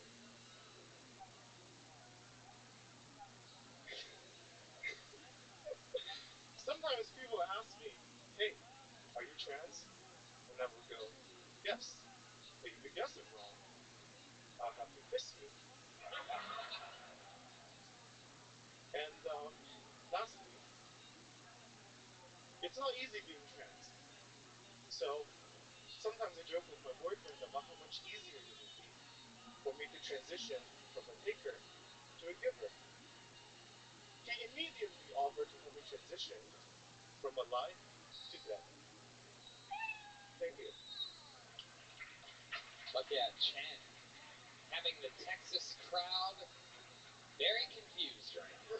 I love it. There's nothing people from Texas love more than a trans Eskimo coming up and talking about sucking dicks while wearing dresses. This is incredible. Chen, welcome back to the show. Yes. Good to see you again. We see each other a lot around. You're always up and down 6th Street. So, welcome. You've been on the show multiple times. And how is it going? I've been doing comedy, but I'm actually also doing a DJing on every Tuesday night shows next door at Shakespeare's. Okay. Yeah. What type of music do you play? Start with like cool manly stuff and then get into female stuff as the night goes on? No, I actually have different tracks for different, like, so obviously I have to have all the ethnic stuff, right? Like Lowriders, see the Mexican gets on, or like some of How it works? yeah, and Just wait to see who walks in? yes, and it's kind of messed up because sometimes I look at the guest of the list of comedians, and then it's like suddenly they have a drop in, and I was just about to hit one ethnic song, and they were like, nope, not that one. Right. So So what would you play if these two blatant white guys that look like they holstered their guns in their truck before coming here in this place? What would you play if they walk? What do we got? Santeria, or They're both nodding yes. They like this idea. You got them.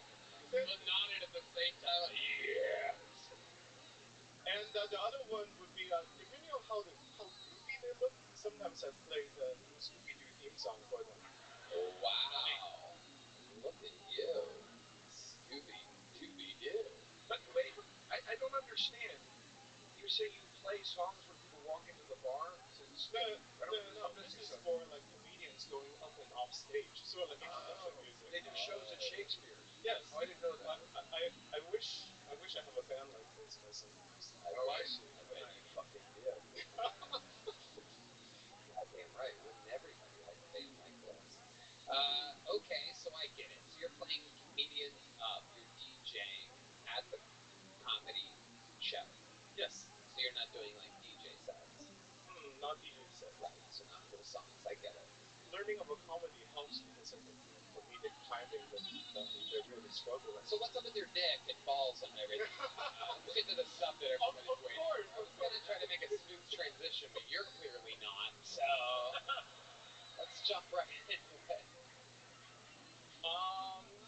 Okay. I guess tits are the tits. Tits are tits. We've had a couple of those on. No. Not like that. I'm saying Enrique and Chris Reeves both had tits. In fact, everybody's had tits that's been on the stage. No, I meant it, at some point it actually feels better than dick. What? Tits, at some point tits do feel better than dick. What the fuck are you talking? What do you mean? You just transitioned from white to Asian. Yeah. Tits feel better than dick. All right, Bobby Shee, let's get back to it. Having tits feels better than having a dick sometimes? Is that what you're saying? The sensitivity. So, the sensitivity. Oh. You asked a very wise question. I sheathe my sword between my legs. I reach a comedy show. You can no longer find my katana.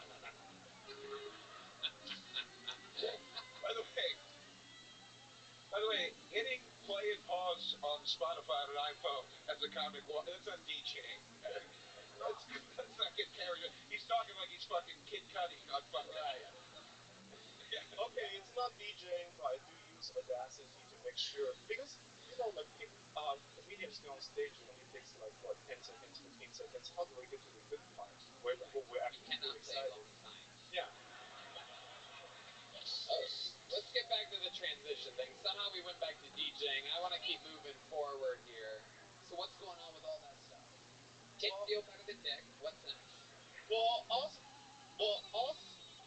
Okay. And I guess when I feel really horny, I do feel like a pressure in the gooch area. Tell us more about that. Everybody here wants to know. The Santeria guys are vomiting in their cups right now. What the fuck is this show? This is fucking disgusting, goddammit. Are your parents still alive or have they honor killed themselves? They had transitioned dead. Well, my biological father haven't been returning my texts. Right. And my that tracks. And my mom wants me to be normal, whatever normal means, and she wants my hair on the platter for her birthday, which I think. Hey, no, normal is you. Don't. Are you a guy? Wait, are you born a male or a female? Because you're one of those. I don't know which way it went. I'm trying to figure out. Did you go male to male? I respect both your choices, but I just don't know. It's male to female. Male to female. Okay, cool. Because you're kind of in between. Yeah. But I respect it. I know. Hey, I like that shit. So, you know what I mean? I never thought I'd meet the trans Milan. And this is what Disney wants. This is what they get, and I support Disney. I have a special coming out on Hulu in February. That's right. 100%. Yes. So how's it going? The transition, what's the next move for you? Dad's leaving you on red. I guess in a way I'm looking for other outlets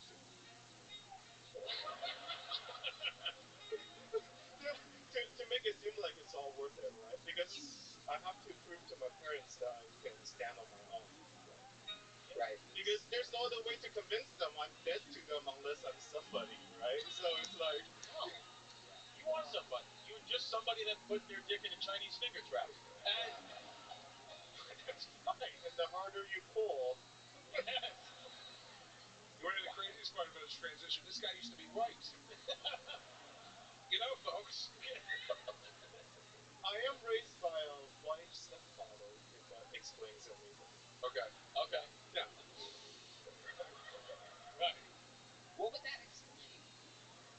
sound white sometimes, or like white things, I guess. Right. So Right. your mom and dad separated when you were young. Yes, when I was 3. Okay. And Chen was my original last name when I was first born into this Wow. world. You've even Yes, transitioned names at some point in your life. in a way, it's for me to reconnect with my past. Okay. Were you born in China? Were you born in China? Yes, I was born in Wuhan. Were you really? Oh, wow.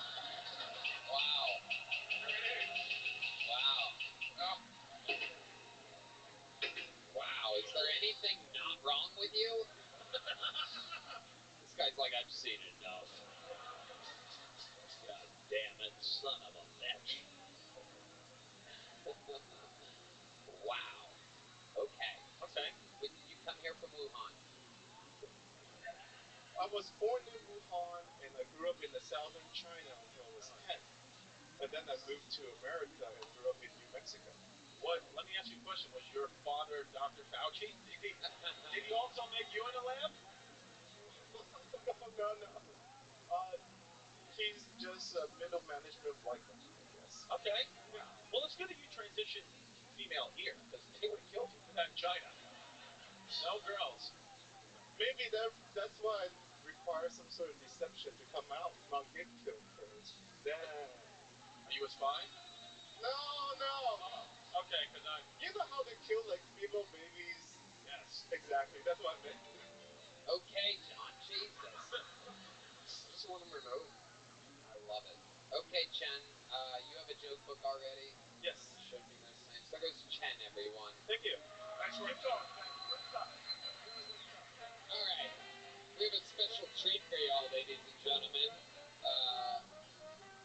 Going up, one of the elite golden ticket winners of the history of this show from Toronto, Canada. Ladies and gentlemen, here's a brand new minute from the great Jared Nathan, everybody. Here he is.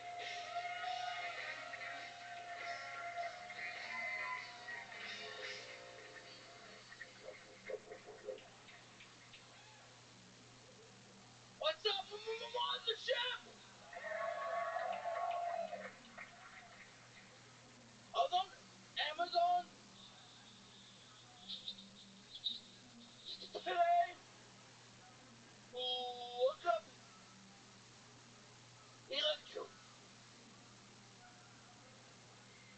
electronics.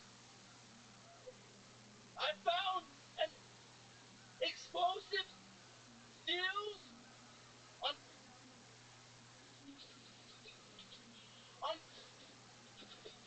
pagers and cell phones.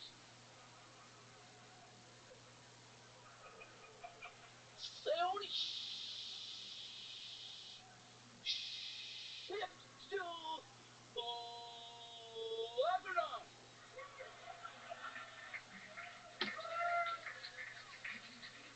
I was too scared to call customer service. Thank you. Fuck yeah, Jared Nathan. That stutter's getting pretty fucking thick and girthy over there, I gotta tell ya. Gotta run with it, Tony. Okie dokie. It's a fucking turn sometimes. I gotta swim upstream, you know? I think it's great. Joe, if you've ever wondered what you're like after the 15 drinks we had tonight, that's basically what I deal with. Johnny, why you going home? I ever tell you about how much I enjoyed that night at Madison Square Garden? I sound a lot better than you look. Nice. I sound a lot better than you look, Joe. Thank you. Oh, All right. right. Thank you. I felt every word of said. Yeah. Sorry, man. Sometimes I think people need a shower. Oh, I thought you were gonna say, Yeah. shut the fuck up. But I was wrong. You threw me off. I switch it up sometimes, motherfucker. Goddamn right. Goddamn right. I have the Hard R Award that you've bestowed upon me at Madison Square Garden, which gives me permission, I believe, to say the words what? What does that mean? I never really got. Okay, very good. Which I freely used before, but now I think about you when I do it. I feel like I have permission to do it. It's sitting with all my other trophies from the many other amazing things that I'm great at. And it sits there. The Hard R Award for you. But that takes more than no one. You son of a bitch. You son of a motherfucker. Yes, I am. What's going on, Jared? Tell us more about your actual life. You enjoying Austin, Texas? I'm enjoying Austin, Texas. You living here? What are you doing? I come here time to time. I'm trying to come here more often. I'm Sophia.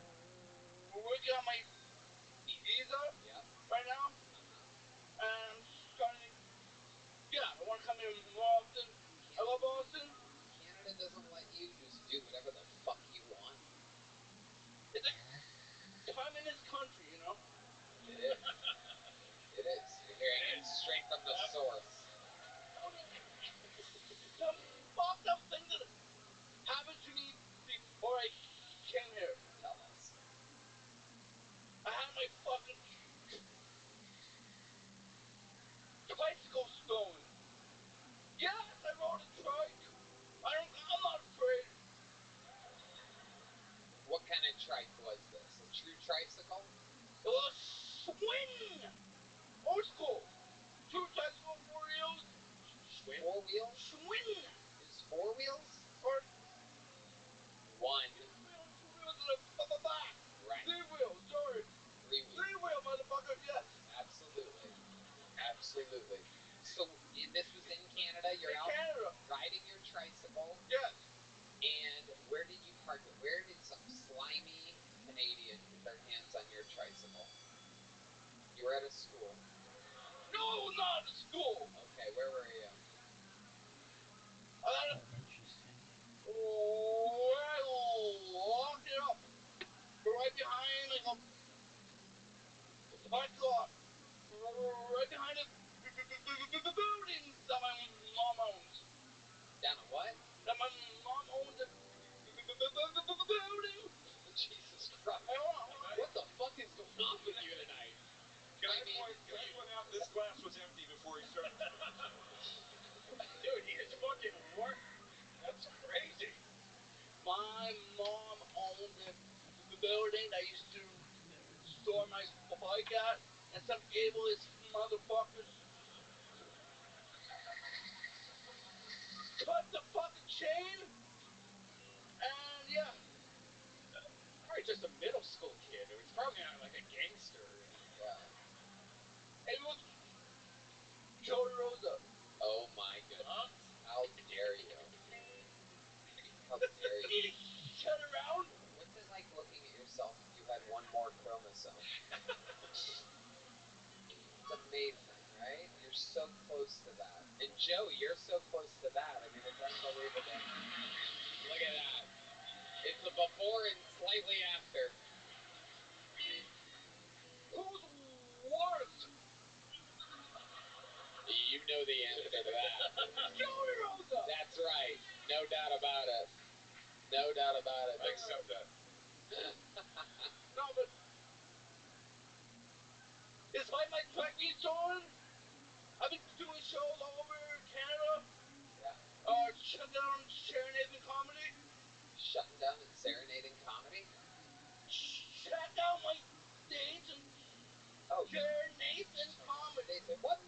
You're a little bit more stuttery and you're a little more retarded than usual. I'm gonna be honest with you. I don't know what's going on. I've been kind of sick for a couple days. You've been sick? I've been sick. Jesus. Kind of shit. I've never been happier to be in my seat. You're getting it all. Jared, what the fuck would make you come here if you're sick? This is karma. This is why your tricycle got stolen, Jared. You're out here not caring about us. The show always has to go on, you know? No, it doesn't always have to go on. No.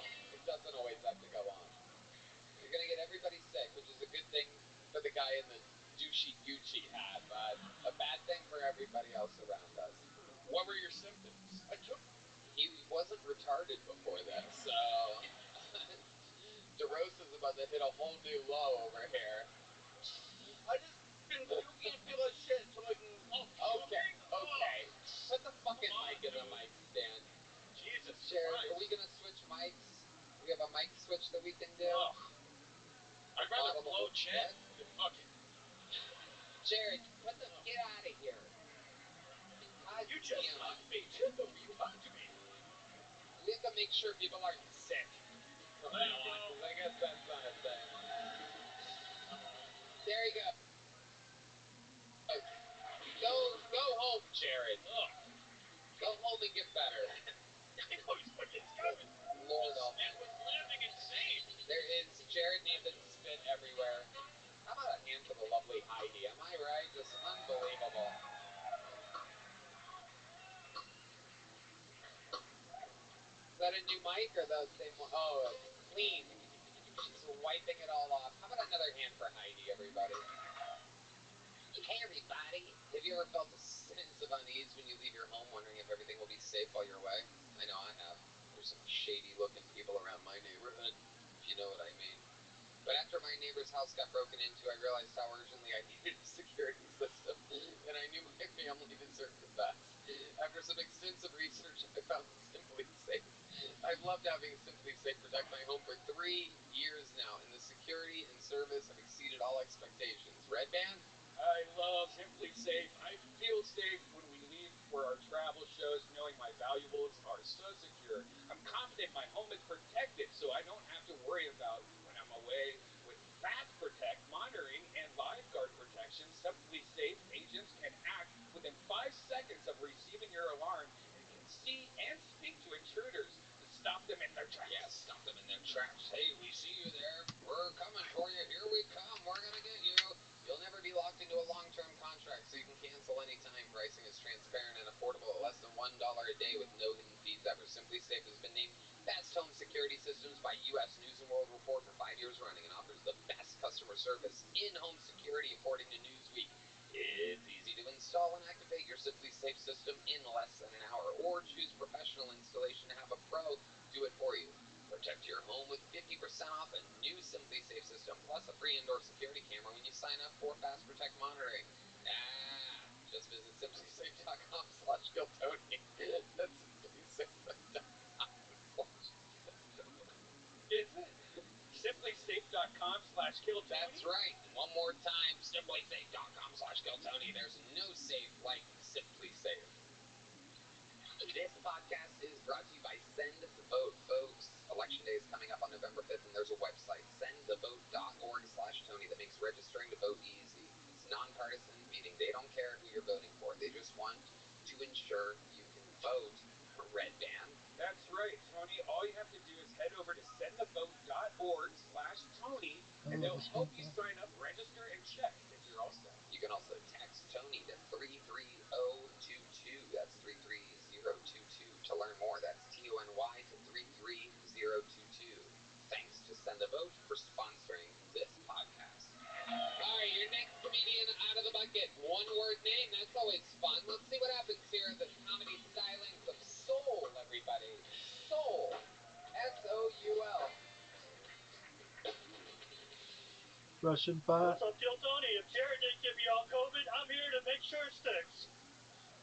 Shit, is he okay on his mic? I appreciate it. Any adoptees in the house? Joe, I know, okay. Yeah, that's what happens when you fail the SAT. I got a 2400. I was 3 years old. I thought that shit was pretty good. Gotta get up for Asian parents. Fuck that, man. Ship your ass to America. You know, the only people that can afford you, white people. Thank you, Bob and Donna. Any white people that grab Bob and Donna? Thank you, man. Thank you. Shit, we'll eat anything, man. So when you think about bedroom ladies get with an Asian, I don't care what you think about our fucking small dick stereotype. People eat dogs. I'll tear a little kitty up. So, you know, like, we'll do whatever it takes. Fuck that. It's not always, like, fresh, fellas. It's not H-E-B. You know, sometimes it's discount, bottom row, sushi. Of course, remind us. Oh, no, I've never been on the show. You've just always seen me out and about because I've been following you to every arena show that I took with Sarge. So great. So what did you do in the Air Force? Customer service. I worked at Chow Hall. What? Now they call it a dining facility to be politically correct. I just served fried rice. Okie dokie. What do you do for work now, Soul? When I'm out here, I'll like rent a rideshare car and I'll drive people around. So I'm at the Austin Airport 25 times a week.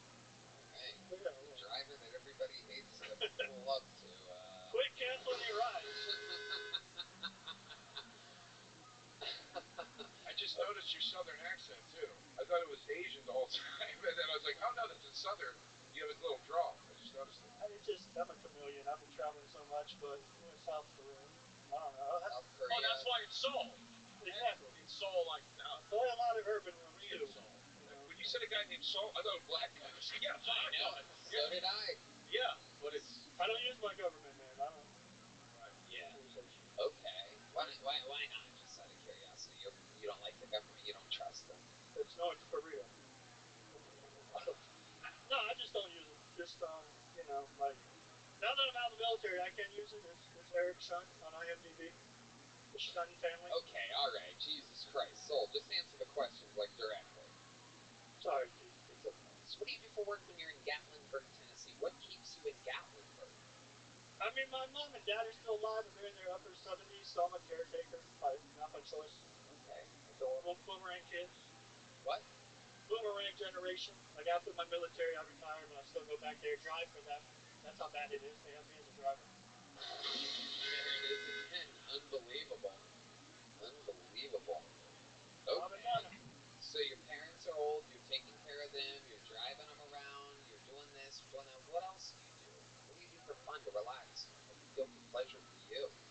I mean, I'm never like a feature performer, but I'm always helping comics. Like this last Skankfest, I drove Jamar Neighbors' artwork down to Las Vegas. And anytime it's comic related, just comics of every variety, if I can do anything for them. How old are you? 42. 42. Do you have any kids? No. How come? What happened? Freedom. Yeah. The women pull out. That's by choice?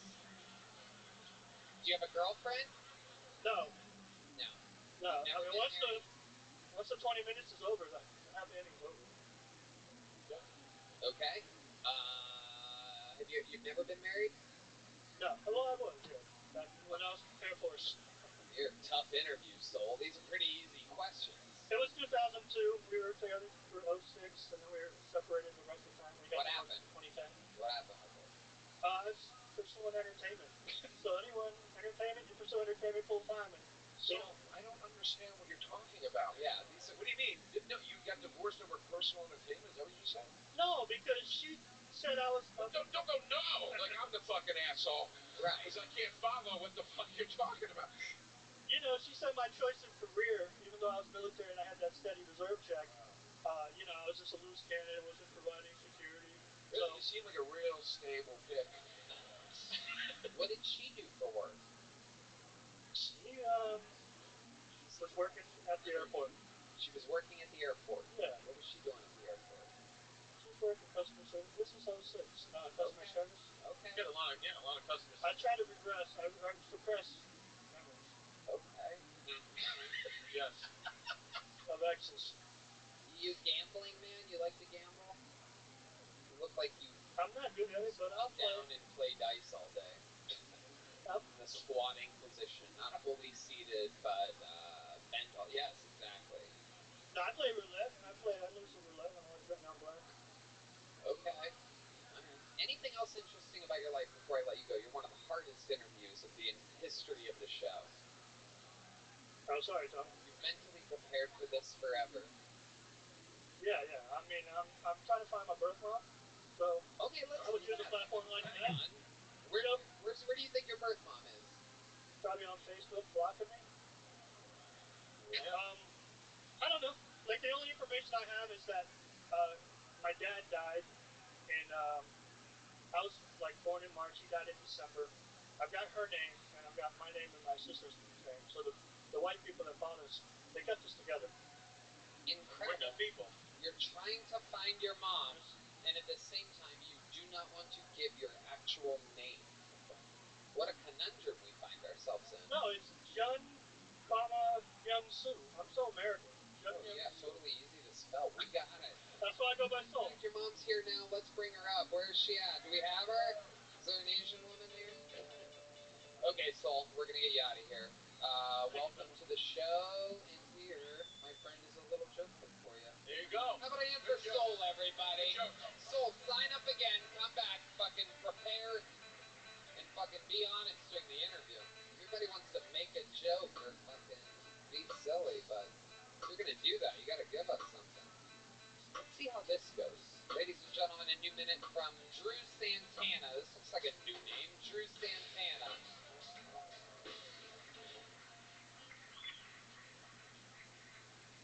What's up?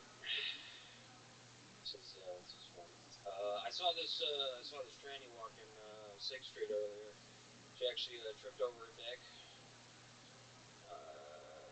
Yeah, she tripped over. She scraped up her lady penis. She bruised up her big fake titties. Women, am I right?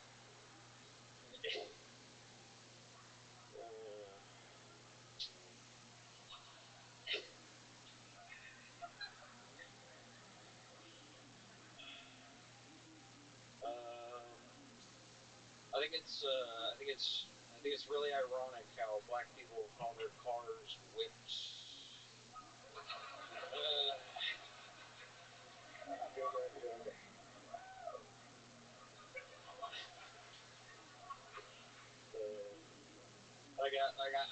I'd never like pull up with the homies in my taxes. You know what I'm saying?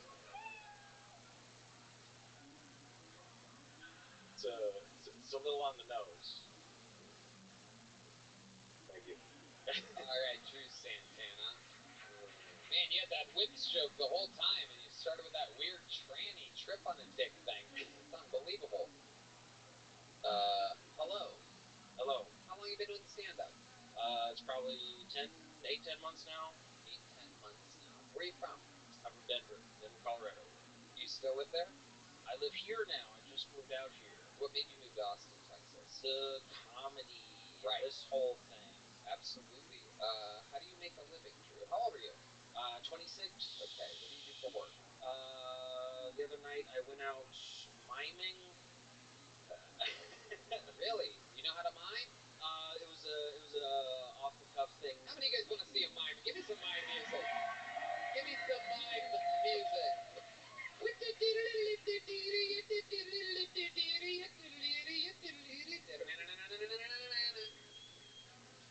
It's mime music, everybody. Oh shit. Oh, he's got. Oh my god. Whoa. Oh my goodness. For those of you just listening to the podcast, I believe he's petting a gerbil of some kind. Actually, don't know what's happening at all. It might be a Nintendo Switch. Oh, he's all right. All right, is this getting somewhere, Drew? Oh, don't fuck with the cool black guy. Oh, he assumed the cool black guy would light his phone. Okay, Drew, that's enough. That's the dumbest shit I've ever seen. Literally anybody can do that. Drew? Barely miming at all. Joe? You have a beautiful gift inside of you, which is doubly shocking that it's miming because you look like Satan. You literally look like the devil. And I can't believe that you're able to mime like that. That's really incredible. Thank you. You're welcome. You kind of have like a Ted Bundy vibe, right? A little bit, but it's good, like a new one, you know? Yeah, the low-hanging fruit is that it looks scary and gay, like a gay vampire. Yeah. You know, HPV Lovecraft. Do you have dark thoughts sometimes? You look like you have dark thoughts. I think that's what we all agree on. You look like you think about doing bad things all the time. Yes, dark thoughts. Yeah, you look like you'll only sign a cell phone contract in blood. Yeah. What do you do for fun? Let's start there. Hanging out with friends, hitting open mics. What do you do with your friends? Try to make each other laugh. That's always a good time. Smoking weed. that's classic. Just the. Do you smoke actual weed or just mimed joints? Yes. Do you have actual friends? Or also, mind friends? Is anything real? It's all imaginary. Okay, what's your love life like? Who do you have tied up to your studio apartment right now? Well, obviously, I don't know her name. Nice. Alright, but seriously, how's that going for you? You into that at all? Yeah, I'm trying to. There's the issue. Yeah, I'm like a deer in headlights with women. I don't do well. Like you're looking at me. I don't know how I'm having this conversation right now. Like I'm normally. It's. Wait, you're talking about her? You're looking at me. You're talking to her. But she's You're like shy because a woman's looking at you. Yeah, this is normally I freeze and I can't talk when a pretty girl makes eye contact. It's a lot. Okay, this is very exciting. Drew, I gotta tell you, they probably don't feel loose and comfortable with you either. Yeah.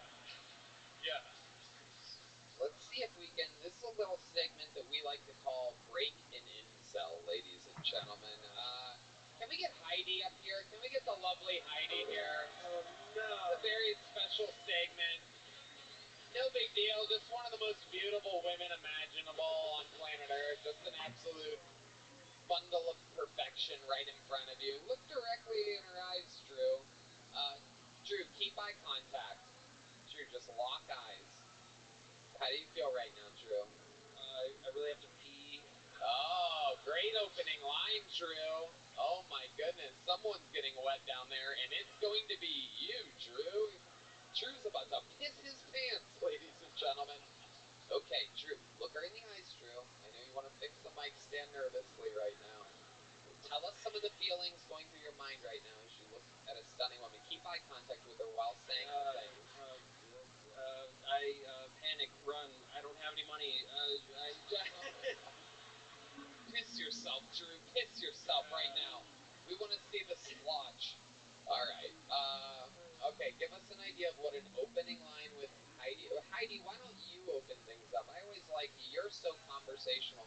You see a guy like this on the street, what do you say to a stuff like this? Grab DeRosa's microphone here. I don't want you to share one with all these sick retards up here tonight.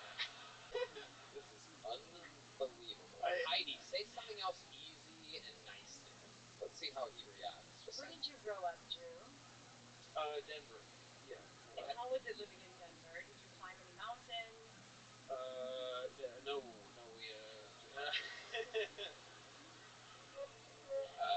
What did you do for fun in Denver?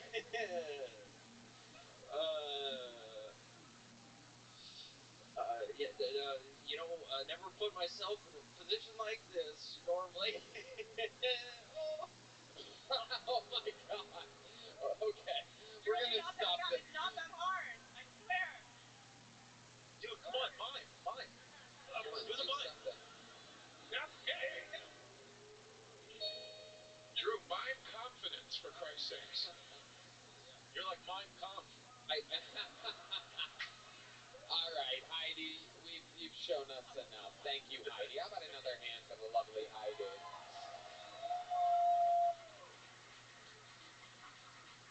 You nailed it, bro. You killed that shit. I do better when I can't say anything.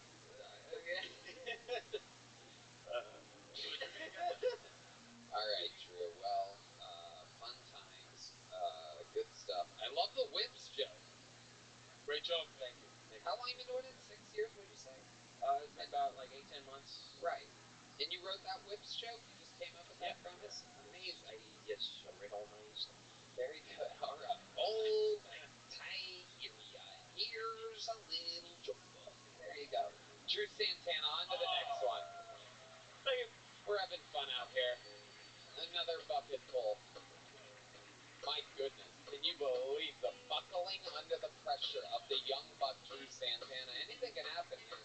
All right, your next bucket full goes by the name of Peyton Reddy. Here we go. Peyton Reddy.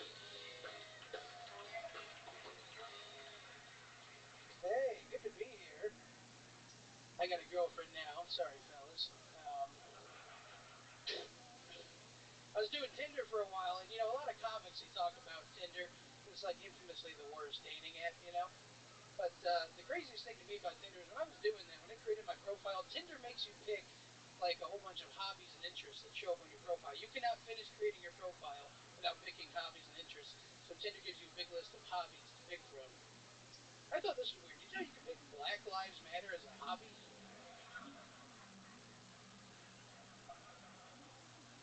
That's a hobby? I support Black Lives Matter. I mean, you know, that's not a hobby to me. That's just something that is. It's like food or something. I'm like, all right, yes. Black people, they acknowledge they exist. If you don't know what a hobby is like something you can do after work that you can squeeze in with the free time, like playing the drums or something. And you want to do that with the lives of black people? That's your hobby? That's kind of fucked up. How do you explain that to somebody? Somebody's like, do you support Black Lives Matter? And you're like, I'll be honest, I have been swamped at work recently, so... Peyton Ready with a fantastic minute. There it is. A true minute, all on one subject, punched up with jokes. Look at you, you're fucking adorable. Oh, thanks. Oh my goodness. How long you been doing stand-up? I've been, you know, a couple of years. Couple years? How old are you? I'm 23. I've been doing it, it'll be 6 years in November. Oh, nice. You started young. Yeah. Hell yeah. Yeah. Look at you. What are you still drinking breast milk? What's going on over here? You are a plump little sweetheart. I've moved on in the recent weeks, but yes. Wow. I've been easing off of it, but thanks for just exploiting me. Absolutely incredible. You look like you use hard-boiled eggs like Zins. It's like leave one in your mouth and just fucking let it soak into your bloodstream. It's incredible to meet someone like you. Make Enrique Chacon look like a fucking hot chick. Thank you. Amazing, Paul. What do you do for work? What do you do? Drive Tonka trucks for a living? What exactly? No, I drink breast milk and I play with Tonka trucks. It's a difference. Yeah. I just moved here 3 weeks ago, so I don't have a job yet. Okay, where'd you move from? Chicago. Okay, wow, it's great that we have the actual live The Bean with us, ladies and gentlemen. I can't believe The Bean found out that it became Kill Tony folklore, and it also moved to Austin, Texas. This is incredible. Yeah, they expedited me overnight. I got shipped over here. Its full name, Butterbean. Butterbean. That's right. Amazing. This is incredible. Have people told you that you look like The Bean before? Have people called me fat? Is that what you're asking? They're like, have people ever called you a fat ass before? Yes. Welcome. Absolutely. This is what if you had a son, if you made a baby sometime, Red Band, this is what it would come out looking like. Just a little fucking, look at this fucking absolute little butterball. Stop. Sweet fucking, I didn't realize that I've heard of snowmen, I've never heard of snow boys before. It's incredible. Yeah. You're like Frosting the Snowman. That's pretty good. You're on the edge of stealing my act, so you gotta be careful. Hey, I love it. There's no edges to you, buddy. Fully rounded. Yeah.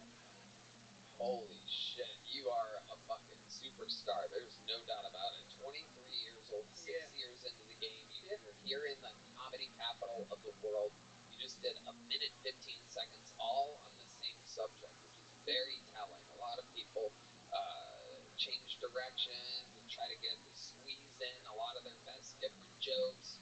You're clearly showing that you have experience and poise in the pocket. I agree. And by pocket, I mean the hot pocket that you ate right before this. I moved on to lean pockets recently. Whoa! Change it!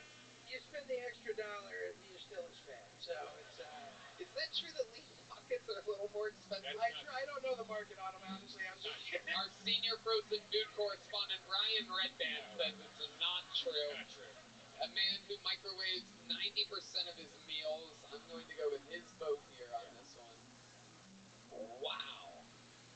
You had great, your presence was great, and I love that you were pausing, getting laughs out of the faces, the reactions to what you were saying. It was fucking good. Yeah. And I feel like, you know, just in a minute, I could tell like you had more time to like stretch it out. It would be really good, you know, for your comedy and your body. Yeah. And so if I Am I fat? What's that? no, I'm not. They keep making them. I don't care. no, but you look good though, like that. I'm telling you, dude. You like it fits you. No, I'm being serious. No one has endorsed obesity more than Chris here. I'm telling you. You look good, dude. You I look tell good. you, you're a star. Don't change a thing. He looks good, man. Predator. No, you really do. Chris has a type, and he's very clear. As a matter of fact, you know what? You're coming with me to Dallas too this weekend. All right. I've got both of them in there. I will pay. Come on Saturday. Come to my shows. I got 500 pounds of big. What? All these comics think it's a break. Chris needs people to fill scenes.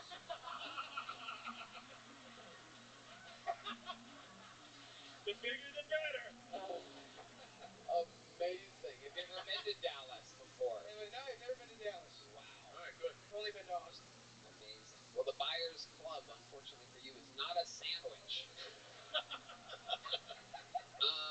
That's a shame. So what's your living situation like? You got a 1-bedroom, 1 kitchen?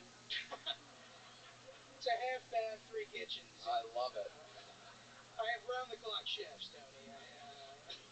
You got roommates, or what's going on? Yeah, I'm just crashing on a buddy's couch right now. I love it. I love it. I'm not going to forget it. Dallas is over, Chris. Forget it. Absolutely incredible. Do people walk into the apartment and sometimes go and say to your roommate, "Oh, there's a couch on your couch"? Why do you have 2 couches? They go, "Oh, is this one of those couches that folds out like those coffee tables?" If that kind of comes. Yeah. It's one of those couches that breathes, kind of. I've seen those. Yeah. What kind of? How you getting around? You got a car? I roll. Yeah, perfect. That's what I was getting at. This guy's good. Taking the momentum, rolling with it. Very good. Very, very good. So what's your goal for getting a job? You've lived here, what did you say, 3 weeks? Yeah, 3 weeks ago. Okay, so what do we got to do here? How can we help you? You name what you're good at, and we're going to help you on a little hard hat. You have a hard hat? A hard hat? You would look adorable in a hard hat. I would love a hard hat. I don't know why I want to put a hard hat. How many of you think we should put a hard hat on this guy? What do you do for work? What's that? What are you good at? What are you trained in? What can you possibly do? I worked How can you contribute to the economy in Austin? I worked a lot of restaurant jobs growing up, so. You worked them? Or you worked them My business was given to the restaurants growing up. I did, line cook and server and all. How would you like to burn yourself at Torchy's Tacos? I know a guy. I'm good. I tell you what's fascinating? You're sweating the least out of every performer. It is amazing. I noticed that as well. I'm like, you got Enrique up here fucking wiping his face like we're in a thunderstorm or something like that. It's like the highest level of windshield wiper. And this guy's not a fucking drip. No, I'm a professional. Absolutely incredible. Absolutely incredible. Amazing. I fucking love it. You are one of the funniest people that have ever come on this stage with Lunchables in their pockets before. Incredible. Yeah. What's the longest set you've ever done? I've done like 35 before, and just like headline some terrible bar show. I'd love to have you on the Secret Show Thursday. I'd love to do it. The first big joke book of the night to a big boy. Peyton Reddy has made his Kill Tony debut. You got me. Yeah. I have a feeling you're going to see a lot of that kid someday. I'm normally very right about these things. Bobby Hill. Peyton Reddy, R-U-D-D-Y, Peyton Reddy comedy on social media. Watch it blow up. This is an interesting name. Almost no way that I could say this correctly, but I'm going to try. Make some noise for the Kill Tony debut of Jordan Crickets.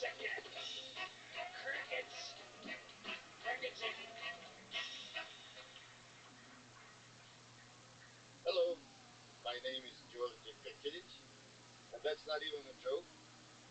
I am from Montenegro, and Montenegro in Spanish and Italian means a black mountain, right? Which makes me a black mountain man. Or, as we like to call us, I am a Montenegro. Oh, shut up. I can say it. Oh, shut up. Well, if you don't like that hard R at the end, you can just call me a Montenegro. It's fine. We like it. Well, you have to understand, I have right to say it because we were slaves for 500 years, right? Under a Turkish empire. So I heard some of you guys got reparations for slavery.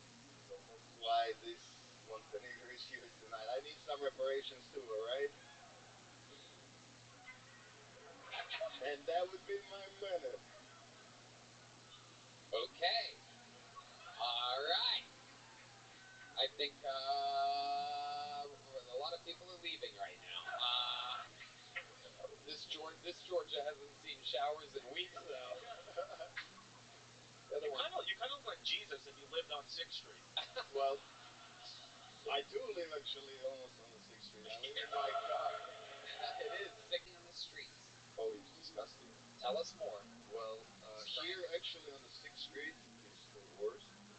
But I live actually on the Walmart parking. That's where I sleep, where I park my car. Because I live in my car, right? Yeah. And it's I don't know what to say, Tony. It's not nice, it's not good, but I'm surviving. Give us an example of what it's like. A lot of these people, most of them, have no idea. So you at nighttime after you do stand-up and spots and stuff, right? That's kind of your routine? How long have you been doing stand-up? This is my first time. Oh, well then there you go. Okay. Look at you. First time ever. The true on a debut, actually, yeah. You just found an art form where you can come out and say the N-word a few times. Incredible. Well, if I can correct you, I'm not saying the N-word, right? I'm saying the M-word. That's true. Right? Right. So there's a difference. Now I know. If I want to say it, I just have to say Monte beforehand. That is correct. I got bad news for you, John. Yeah. You goddamn Monte. No. And dude, I waited a long time for this moment. You fucking McLovin.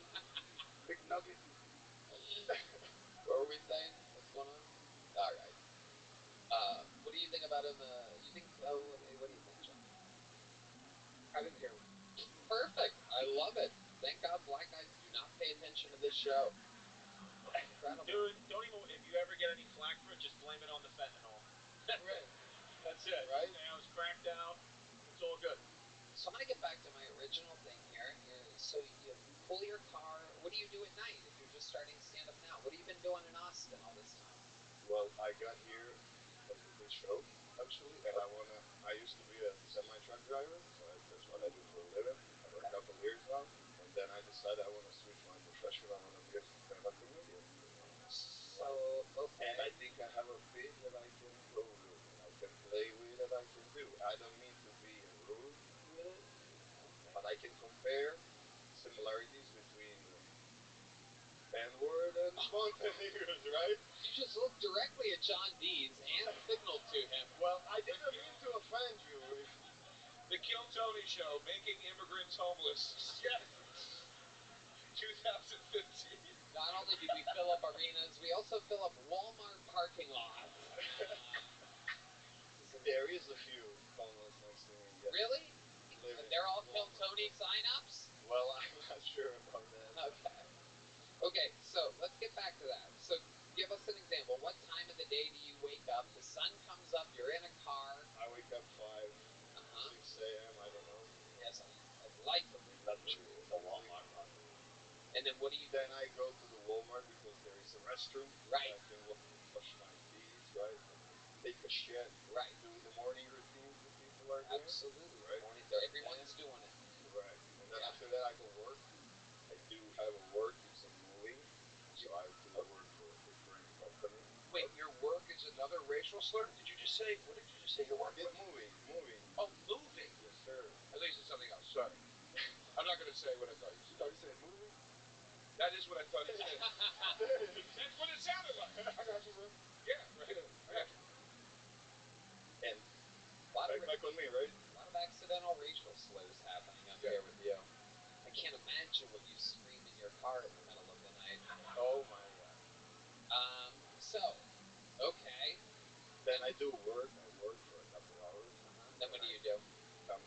6th grade, and I play guitar for a couple hours, maybe Oh, 1 you hour, play 30 guitar? minutes.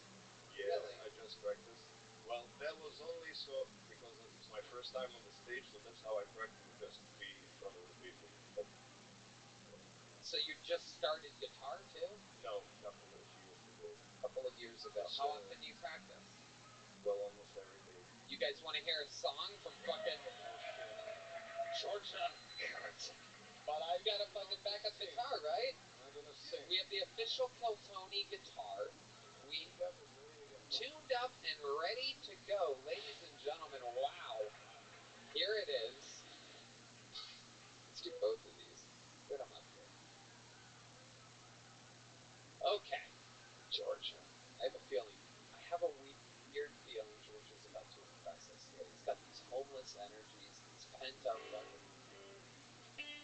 Georgia, face the crowd. Face the crowd. You're trying to head back to the Walmart parking lot.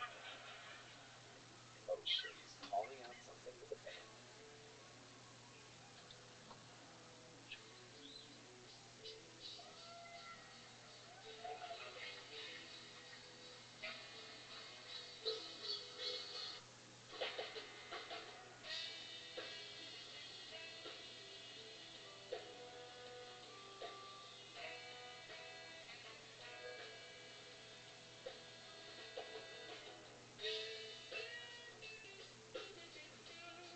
Whoa.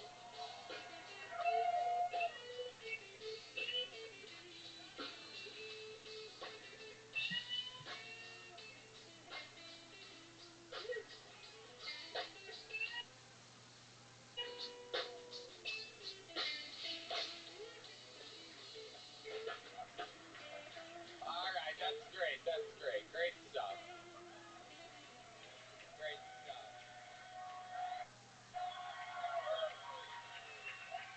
Oh my goodness gracious. Unbelievable. Wow. Hell yeah. Absolutely. Georgia, how do you feel right now? You just played the world famous Ritz Theater. You're shaking right now. Yes, sir. The energy of Stevie Ray Vaughan runs through you. Oh, I love that. Thank you. Yes, I love him. I love Stevie Ray. Of course. He played here on this very stage that you stand on. And you look like he does right now. You look like the decades-long decomposed corpse of Stevie Ray Vaughan. Hallelujah. Hell yeah. And you sleep on a Stevie Ray lawn. Okay. George Frenching. Fun times. You know, it was your first set, so you know what I'm going to do? Instead of giving you a little joke book for the amount of laughs you got, I want you to get some work done. I believe in you, George. I think you have a lot of pent-up. How old are you? 33. Wow. Oh my God. Yeah, you have a chance at this, George. You've made it you've escaped the Turkish rule in Montenegro. You are one of my favorite illegal immigrants we've ever had on this show, to be honest with you. You got fucking balls, dude. And so, I want you to start writing and fill up this Kill Tony joke book with some shit, okay? Oh, shit. Yeah. Thank you. Try to use minimal N-words in that joke book. There he goes. Georgia. Frenching. Well, which one was first? Oh, okay. Alright.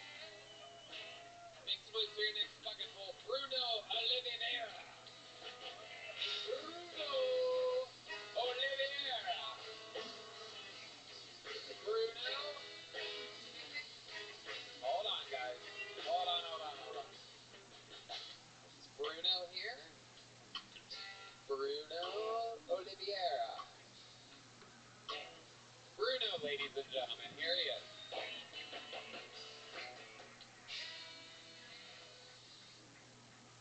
What's going on? How's everyone doing? It's good, man. This is my real accent, by the way. I'm not actually Mexican, so I just want to put that out there. Everyone calls me Hector from Fast and Furious and shit. I can't unsee it now, you know what I mean? But the other day I got called fucking people from down under. I'm like, what the fuck, man? How's to say, man.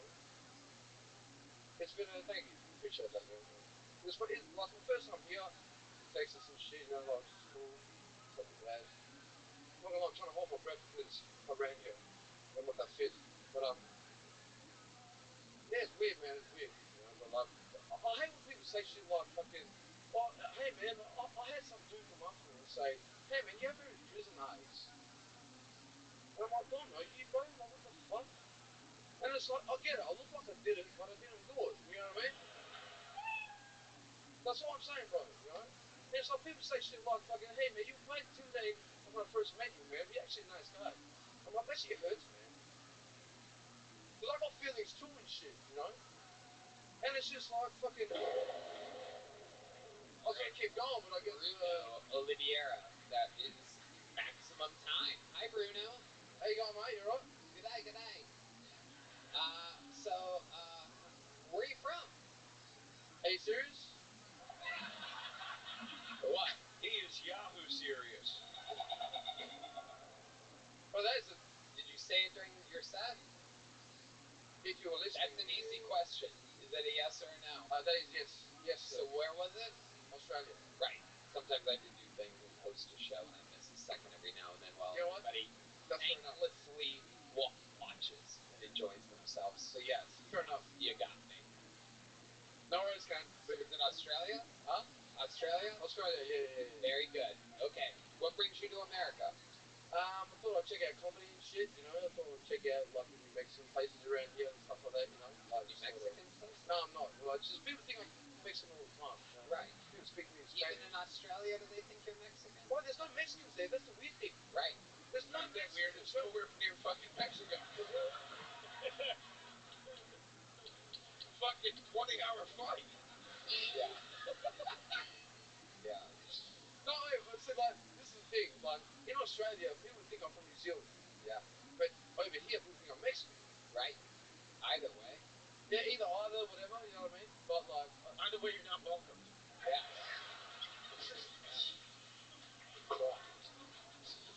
Wait, you sound like immigration, bro. That's what the shit... Like, I was there for fucking 40 I minutes. thought you were MS-13. I didn't know what else. I got my guard up.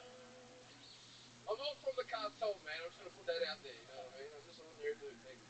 I did laugh a few times at your set.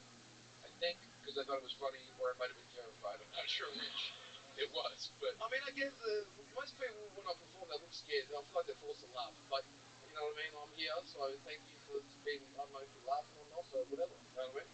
well, you've really leaned into the look. You know. Well, this is how I dress back home, you know what I mean? So this is unintentional Mexican. Like, I'm not even trying to... No, really, like, this is how I dress. And like, I see Mexican people walking past me, giving me the head nod and shit. All the time. All the time. I can't even speak Spanish. I'm like, well, senor, I'm not sure, you know what I mean? I'm just saying. But yeah, that's like the gist of it, you know what I mean? Absolutely. So how long have you been doing stand-up? Sorry, say it again? How long have you been doing stand-up? I've started like late 2016, 2017, so it's about 7, 8 years. Okay. I'm trying to sound smart, bro, right? So just get out. Don't try to sound I'm smart. sorry. You don't look smart. There's no point in sounding smart. Look, man, I completed fucking senior high school and shit, you know what I mean? Oh, so do you call it secondary school or something? No. We don't know what you're talking about. Yeah. Oh, I'm just a dumb cunt then, right? No, There you go. There We you call it go. high school. Sorry? You said high school? High school, yes. Yeah, we call it high school. Yes, what the fuck, bro? Like, what the... Well, you said secondary school. And then you said 216, 217. I was like, No, I said MS-13. MS-13 is what I said, alright?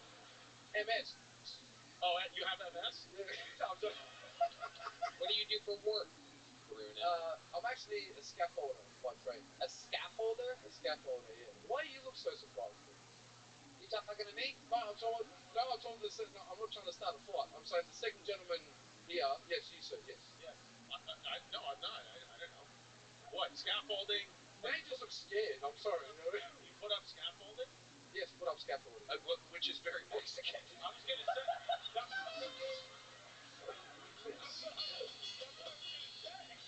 At this point, you're asking for it. Yeah, dude. I just drive me lowrider to the scaffolding location. Mow the lawn on my way in. Mira, señor, yo necesito dar una cosa. Whoa, confused. That's all I knew as well, you know what I mean? Freestyle.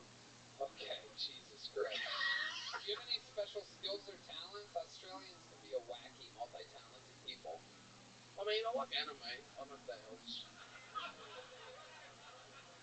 I don't know what that means as well. You get into fights as a kid, your nose is kind of fucked up. Is that from a lot of cocaine or getting beat up? That's got none of your business, bro.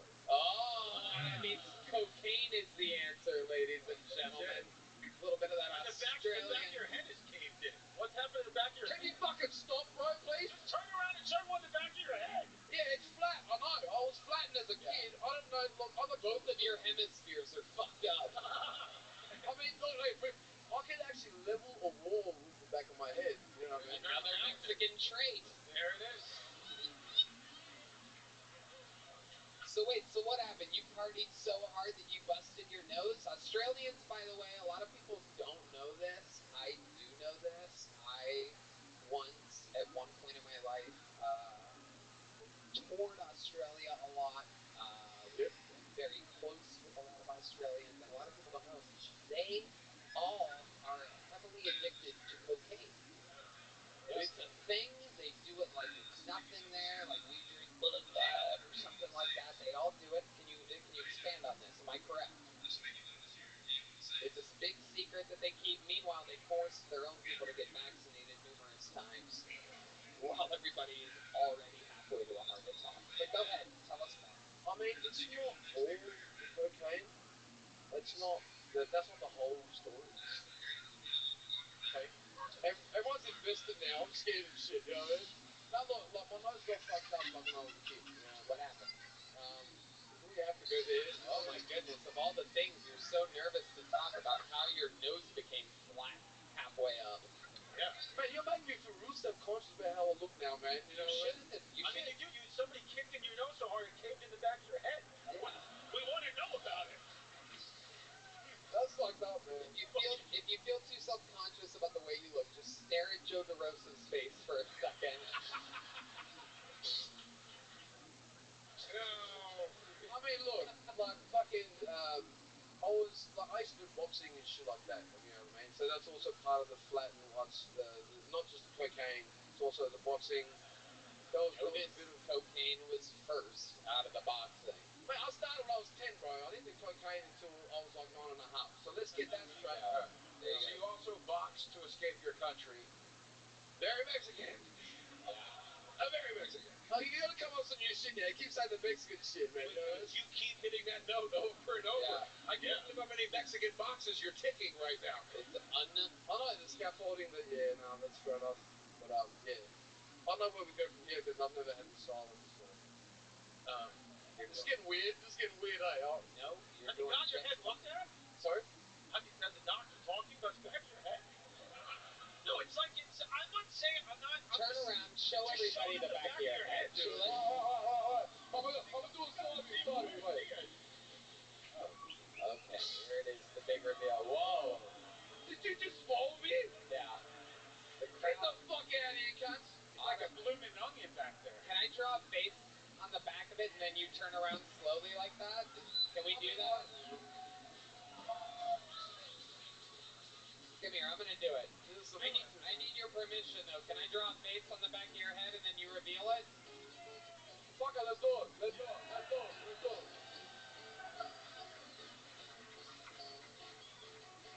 This is fucking humiliating.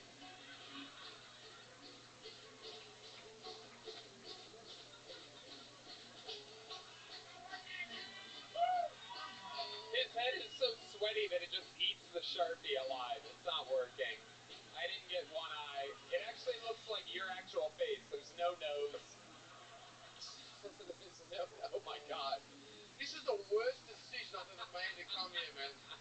The worst decision. This is amazing. What's the craziest thing that's ever happened to you your entire life before I let you go? I feel like you've seen a lot. I feel like there's a lot of special fun facts about you. I mean, okay, I'll say this. This one time I actually got my drink spiked, right? So sorry, spiked. Got my drink got spiked. Yeah. No, because I have to break it down because I say what? Was it a margarita by chance? Nah, I'm a real man, so I drink Jackson Coke. So I had my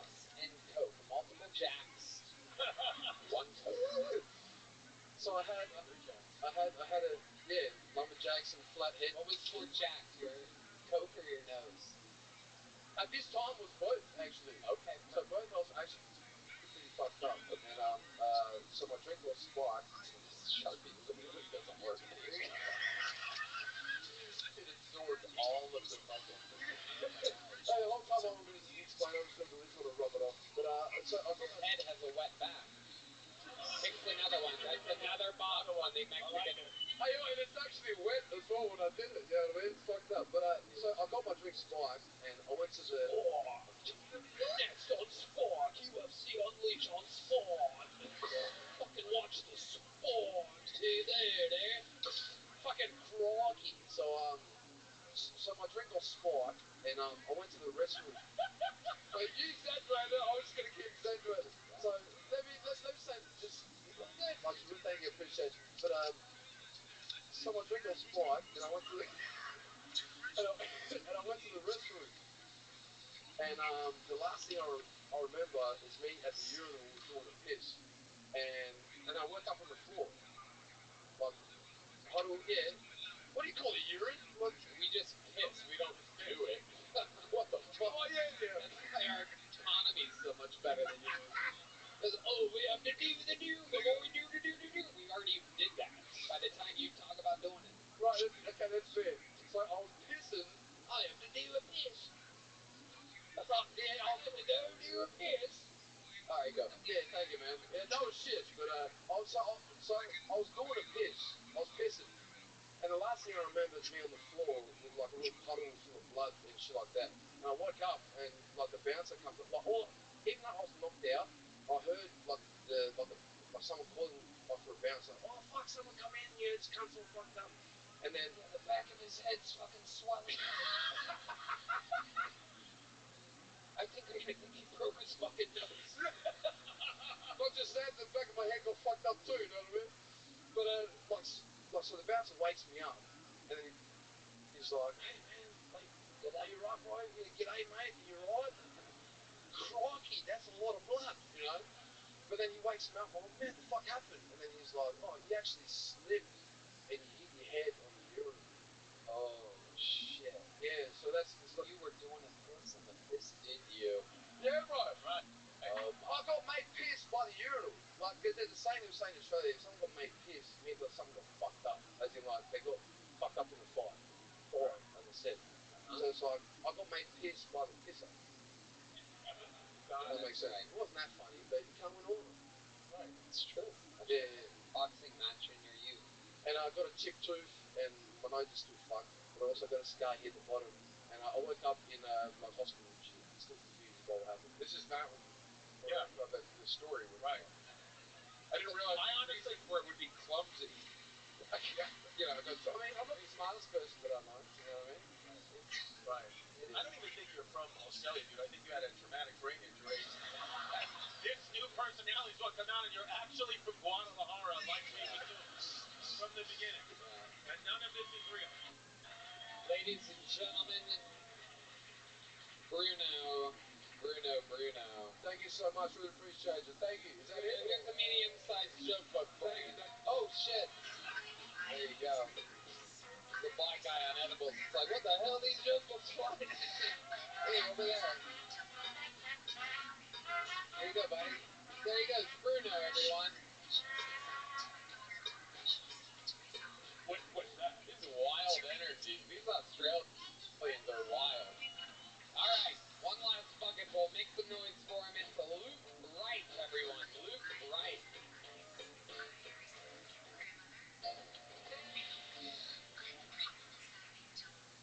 Hello, all the people. My name's Luke. I identify as a BBC, badly balding Caucasian.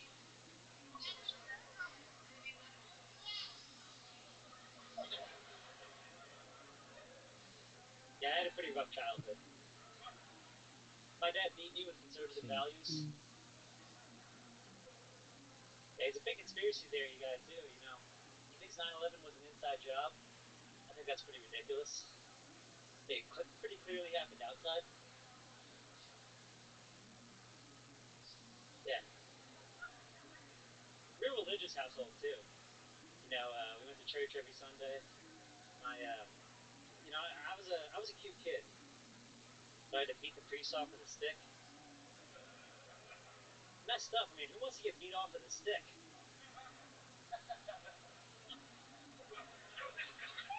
Not that bad though.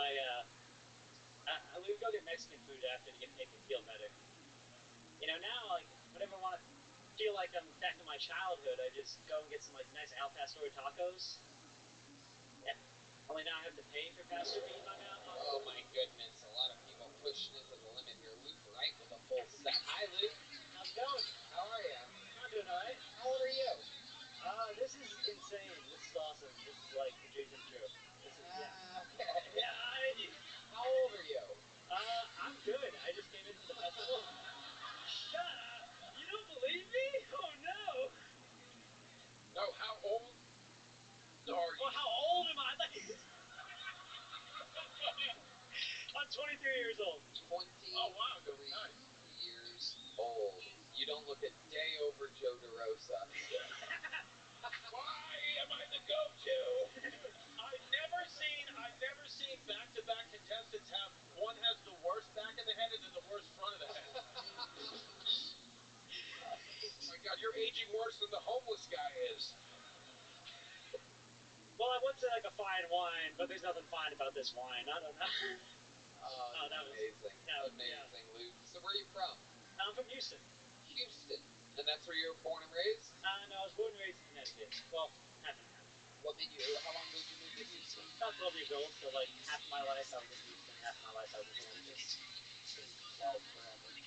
Yeah, my body stayed 12, my face went to 30 real quick, yeah. Okay, what do you do for work? Right now I'm about to start working on Wednesday at an art gallery, doing like guest services stuff. Okay. What did you do before that? I was actually working here in Austin. I was working at a migrant shelter. A migrant shelter? Yeah. Wow, what were you doing in the migrant shelter? Basically, we would take people who got out of ICE detention, and we would give them a place to stay, get on their feet. Why don't you tell us some of the stuff that you learned there about how migrants are handled here in the great state of Texas? Yeah, it's kind of crazy. Yeah, I bet it is. Yeah. So,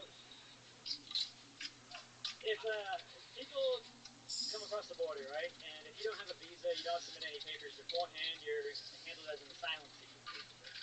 So you go into ICE detention, and you're processed, they do background checks, stuff like that, and then you're released, and you're basically waiting on your case, because everyone that comes into the country is fighting an immigration case. And once you're released from detention, you have to file an application for asylum. And while that application is being processed, you have to wait 180 days until you're able to legally work in this country. Right. So people are let out of prison and expected to be able to sustain themselves for at minimum 180 days without being able to work legally. So that's kind of the hole that we filled at the shelter, was giving people a place to go in the meantime while they're getting all the paperwork done. Right. So they have 180 days. These guys like a lot of supporters of people moving here that can't work and contribute to the economy. Anyway, very interesting crowd. Must be the people visiting. Must be the people visiting from the Upper East Coast. Imagine what it takes. They can legally work where they came from. How about that? God damn it! Huh? Hit him. Thank you, Tony. Wait, President Trump, what was that? Thank you, Tony. You're welcome. You're welcome. Just stating the obvious here. Imagine coming here with all of your dreams, and as soon as you get here, they're like, your case will be handled by this small boy. You're like, I think we made a mistake. Did any of them ever give you a hard time? Oh, no, they're all great people. Oh, yeah, you like them, huh? Well, no, I did almost get stabbed once, but that's right. It was an almost. Yeah. What were they going to stab you with? It was scissors. What Little. Yeah, how did that go down? She came from a very messed up country. She? Yeah, she came over, entire family. Right, not, well, That's what happens when you try to text other girls. Don't fucking do that, dude. Trust me, I know. Oh man, you know the struggle. I mean, it's scary. So was she Latina? No, she was from Africa. From what? From Africa. Oh boy, one of those.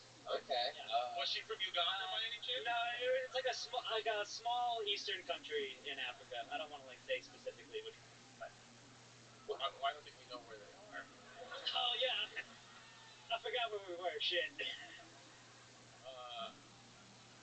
Okay. Did she say hell no right before? What was the? No, that's the west side. Let's talk about the east side. Okay. All right. Be geographically confused right now. Oh shit. Okay. So, what happened? What was the dialogue before the scissor attack? She got in an argument with another one of the residents at the shelter and got very upset, was trying to attack him, and I basically got between them so that she didn't hurt anyone. Right. And yeah. Okay. Look at you. Nice. Look at you, a hero. I wouldn't go that far. Alright. So you almost got attacked. What's your love life like, Luke? You seem like the kind of guy that loves, being at a playground. It's I've never seen Rocky. a molester that looks like a boy. Yeah. He can play both roles. Yeah, he's a predator and a victim. Yeah. No, it's rough. It's rough. Yeah, what's it like out there for you? I don't know. It's just kind of hard to find people. Well, you're looking at me. I mean, it's. But no. Well, I mean, I don't think you're East African women's type. You're going. I mean, it's cool, but yeah, you almost scissored with a migrant. There must be something going on. What detention center would you put these two Mexican women at exactly? I don't know. Oh, Canadian, the worst of them all. So, God. Probably North Dakota. I mean, it's pretty close. I don't know. So Luke, what when you say it's bad, I look like this, whatever. When's the last time you went on a date? About a year ago. Year and a half ago. Who was that with? How did that go down? That was just on Tinder. Okay, so you're on Tinder. Not anymore. What, you just gave up Tinder suicide? Yeah. I just prefer to meet people in person. And that hasn't been going so well. No, not really. Just standing by the Rio Grande waiting for me. It's a bad timing. Okay. Got the high vis, Have you ever, well, you don't live in Austin, you live in Houston. Yep. You drove here. Yeah, I actually came here for the festival, and I wasn't even going to be signing up for this show, but then one of the other comedians wanted to stay with her, and... Oh, with her? No. Oh my goodness gracious. Someone had a baby crib? No, she is a grandmother, so... What? Wow. My goodness. Okay. Yeah, no, she's a grandmother. Well, she's pretty old. I don't know exactly how old. I don't ask. I'm a gentleman. I'm a sick fuck with a place to stay. Congratulations, Luke. Fun times. You got through it. You did it. I'm out of a medium joke book. Here's a big joke book for you, Luke. There you go. Alright. We've had fun. There's only one way to end a show like this. Ladies and gentlemen, while there was no Cam Patterson this episode, while there was no Hans Kim, there was no Ari Matti, there is one person who is here tonight who is going to blow your mind to absolute shreds. I'm positive of it, because he is the record holder for all-time appearances on this show and interviews on this show. A living member, the first living member of the Kill Tony Hall of Fame. Ladies and gentlemen, you might know him as the Montenegro Mauler, the Memphis Strangler, the Vanilla Gorilla. This is the Big Red Machine, William Montgomery.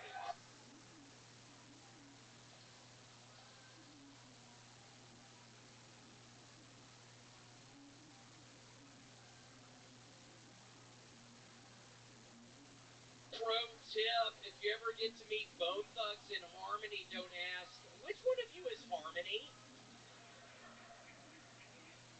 I used to seal the deal with girls in college by going to their apartment and offering to clean their bathroom, and then I would unseal the deal by taking a shit afterwards.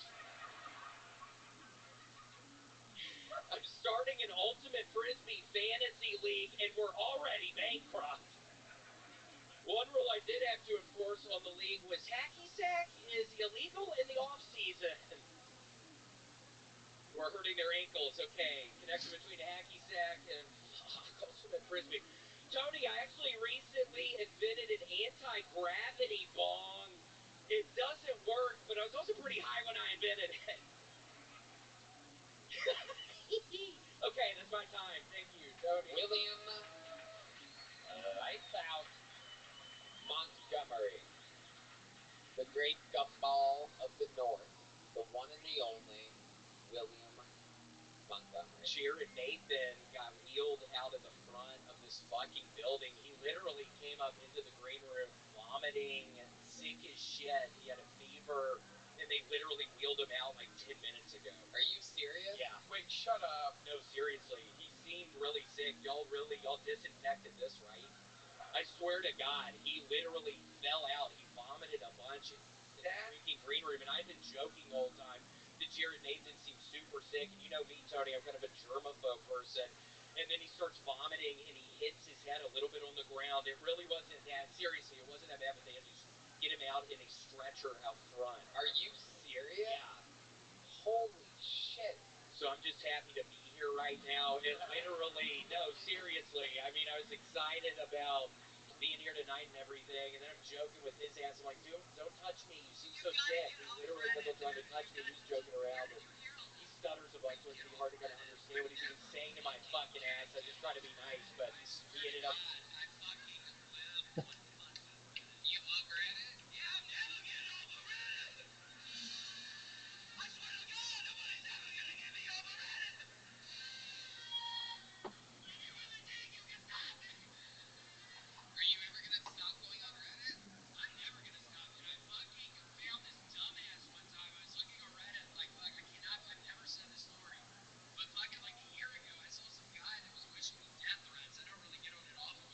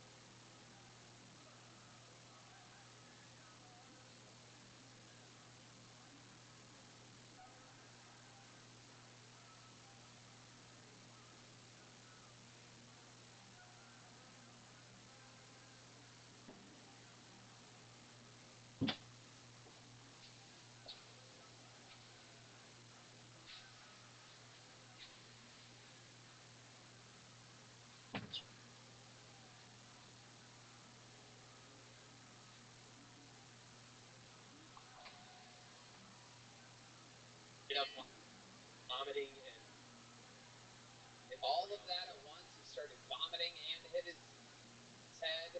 He vomited a bunch, and he made this weird noise, and we all kind of look at him, and it got on Janice a little bit. Red Band's Janice, yeah, it got on her a little bit. Red Band's girlfriend, soon-to-be wife, Janice. Did he stutter when he vomited? Was it like a mist? Like, no, he seemed... I don't feel so... Yeah. It was kind of like that, but no, it seemed like he was more scared. Right. Well, what were the toppings that you went with on these two pizzas?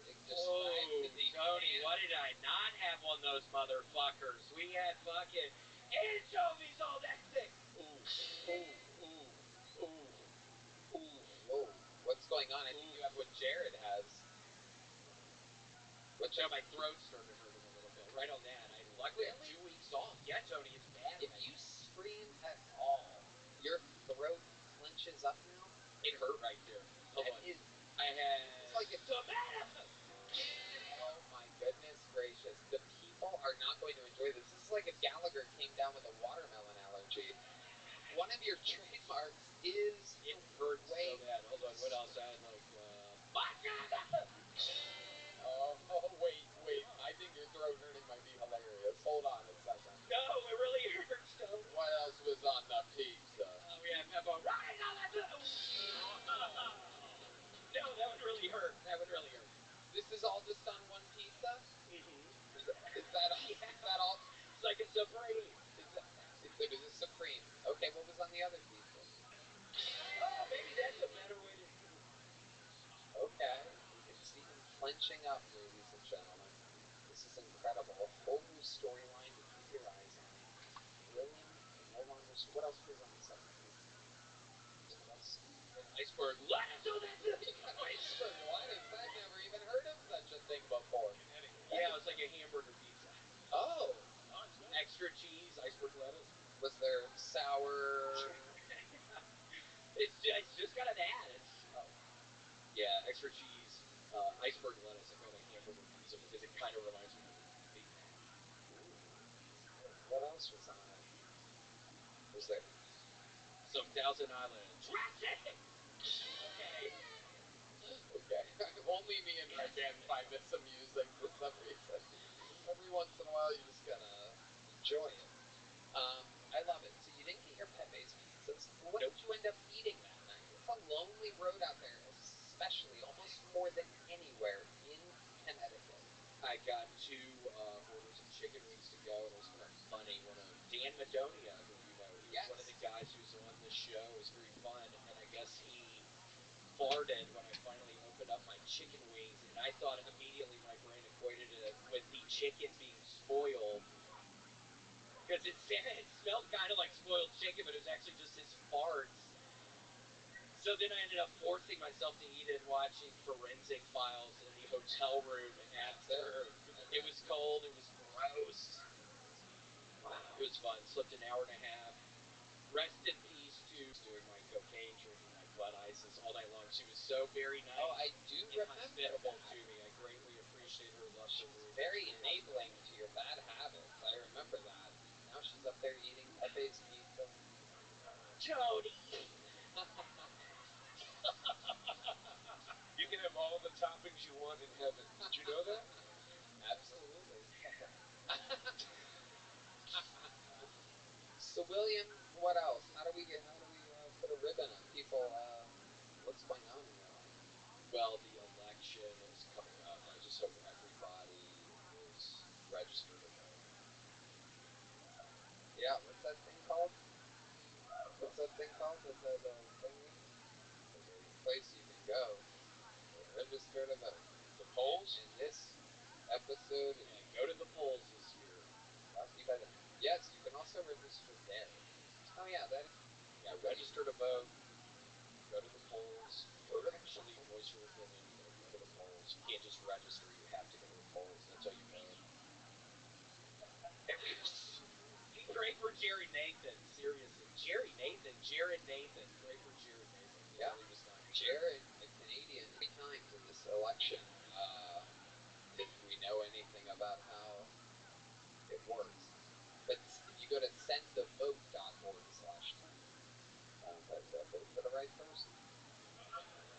you like this show? I'll tell you, they horror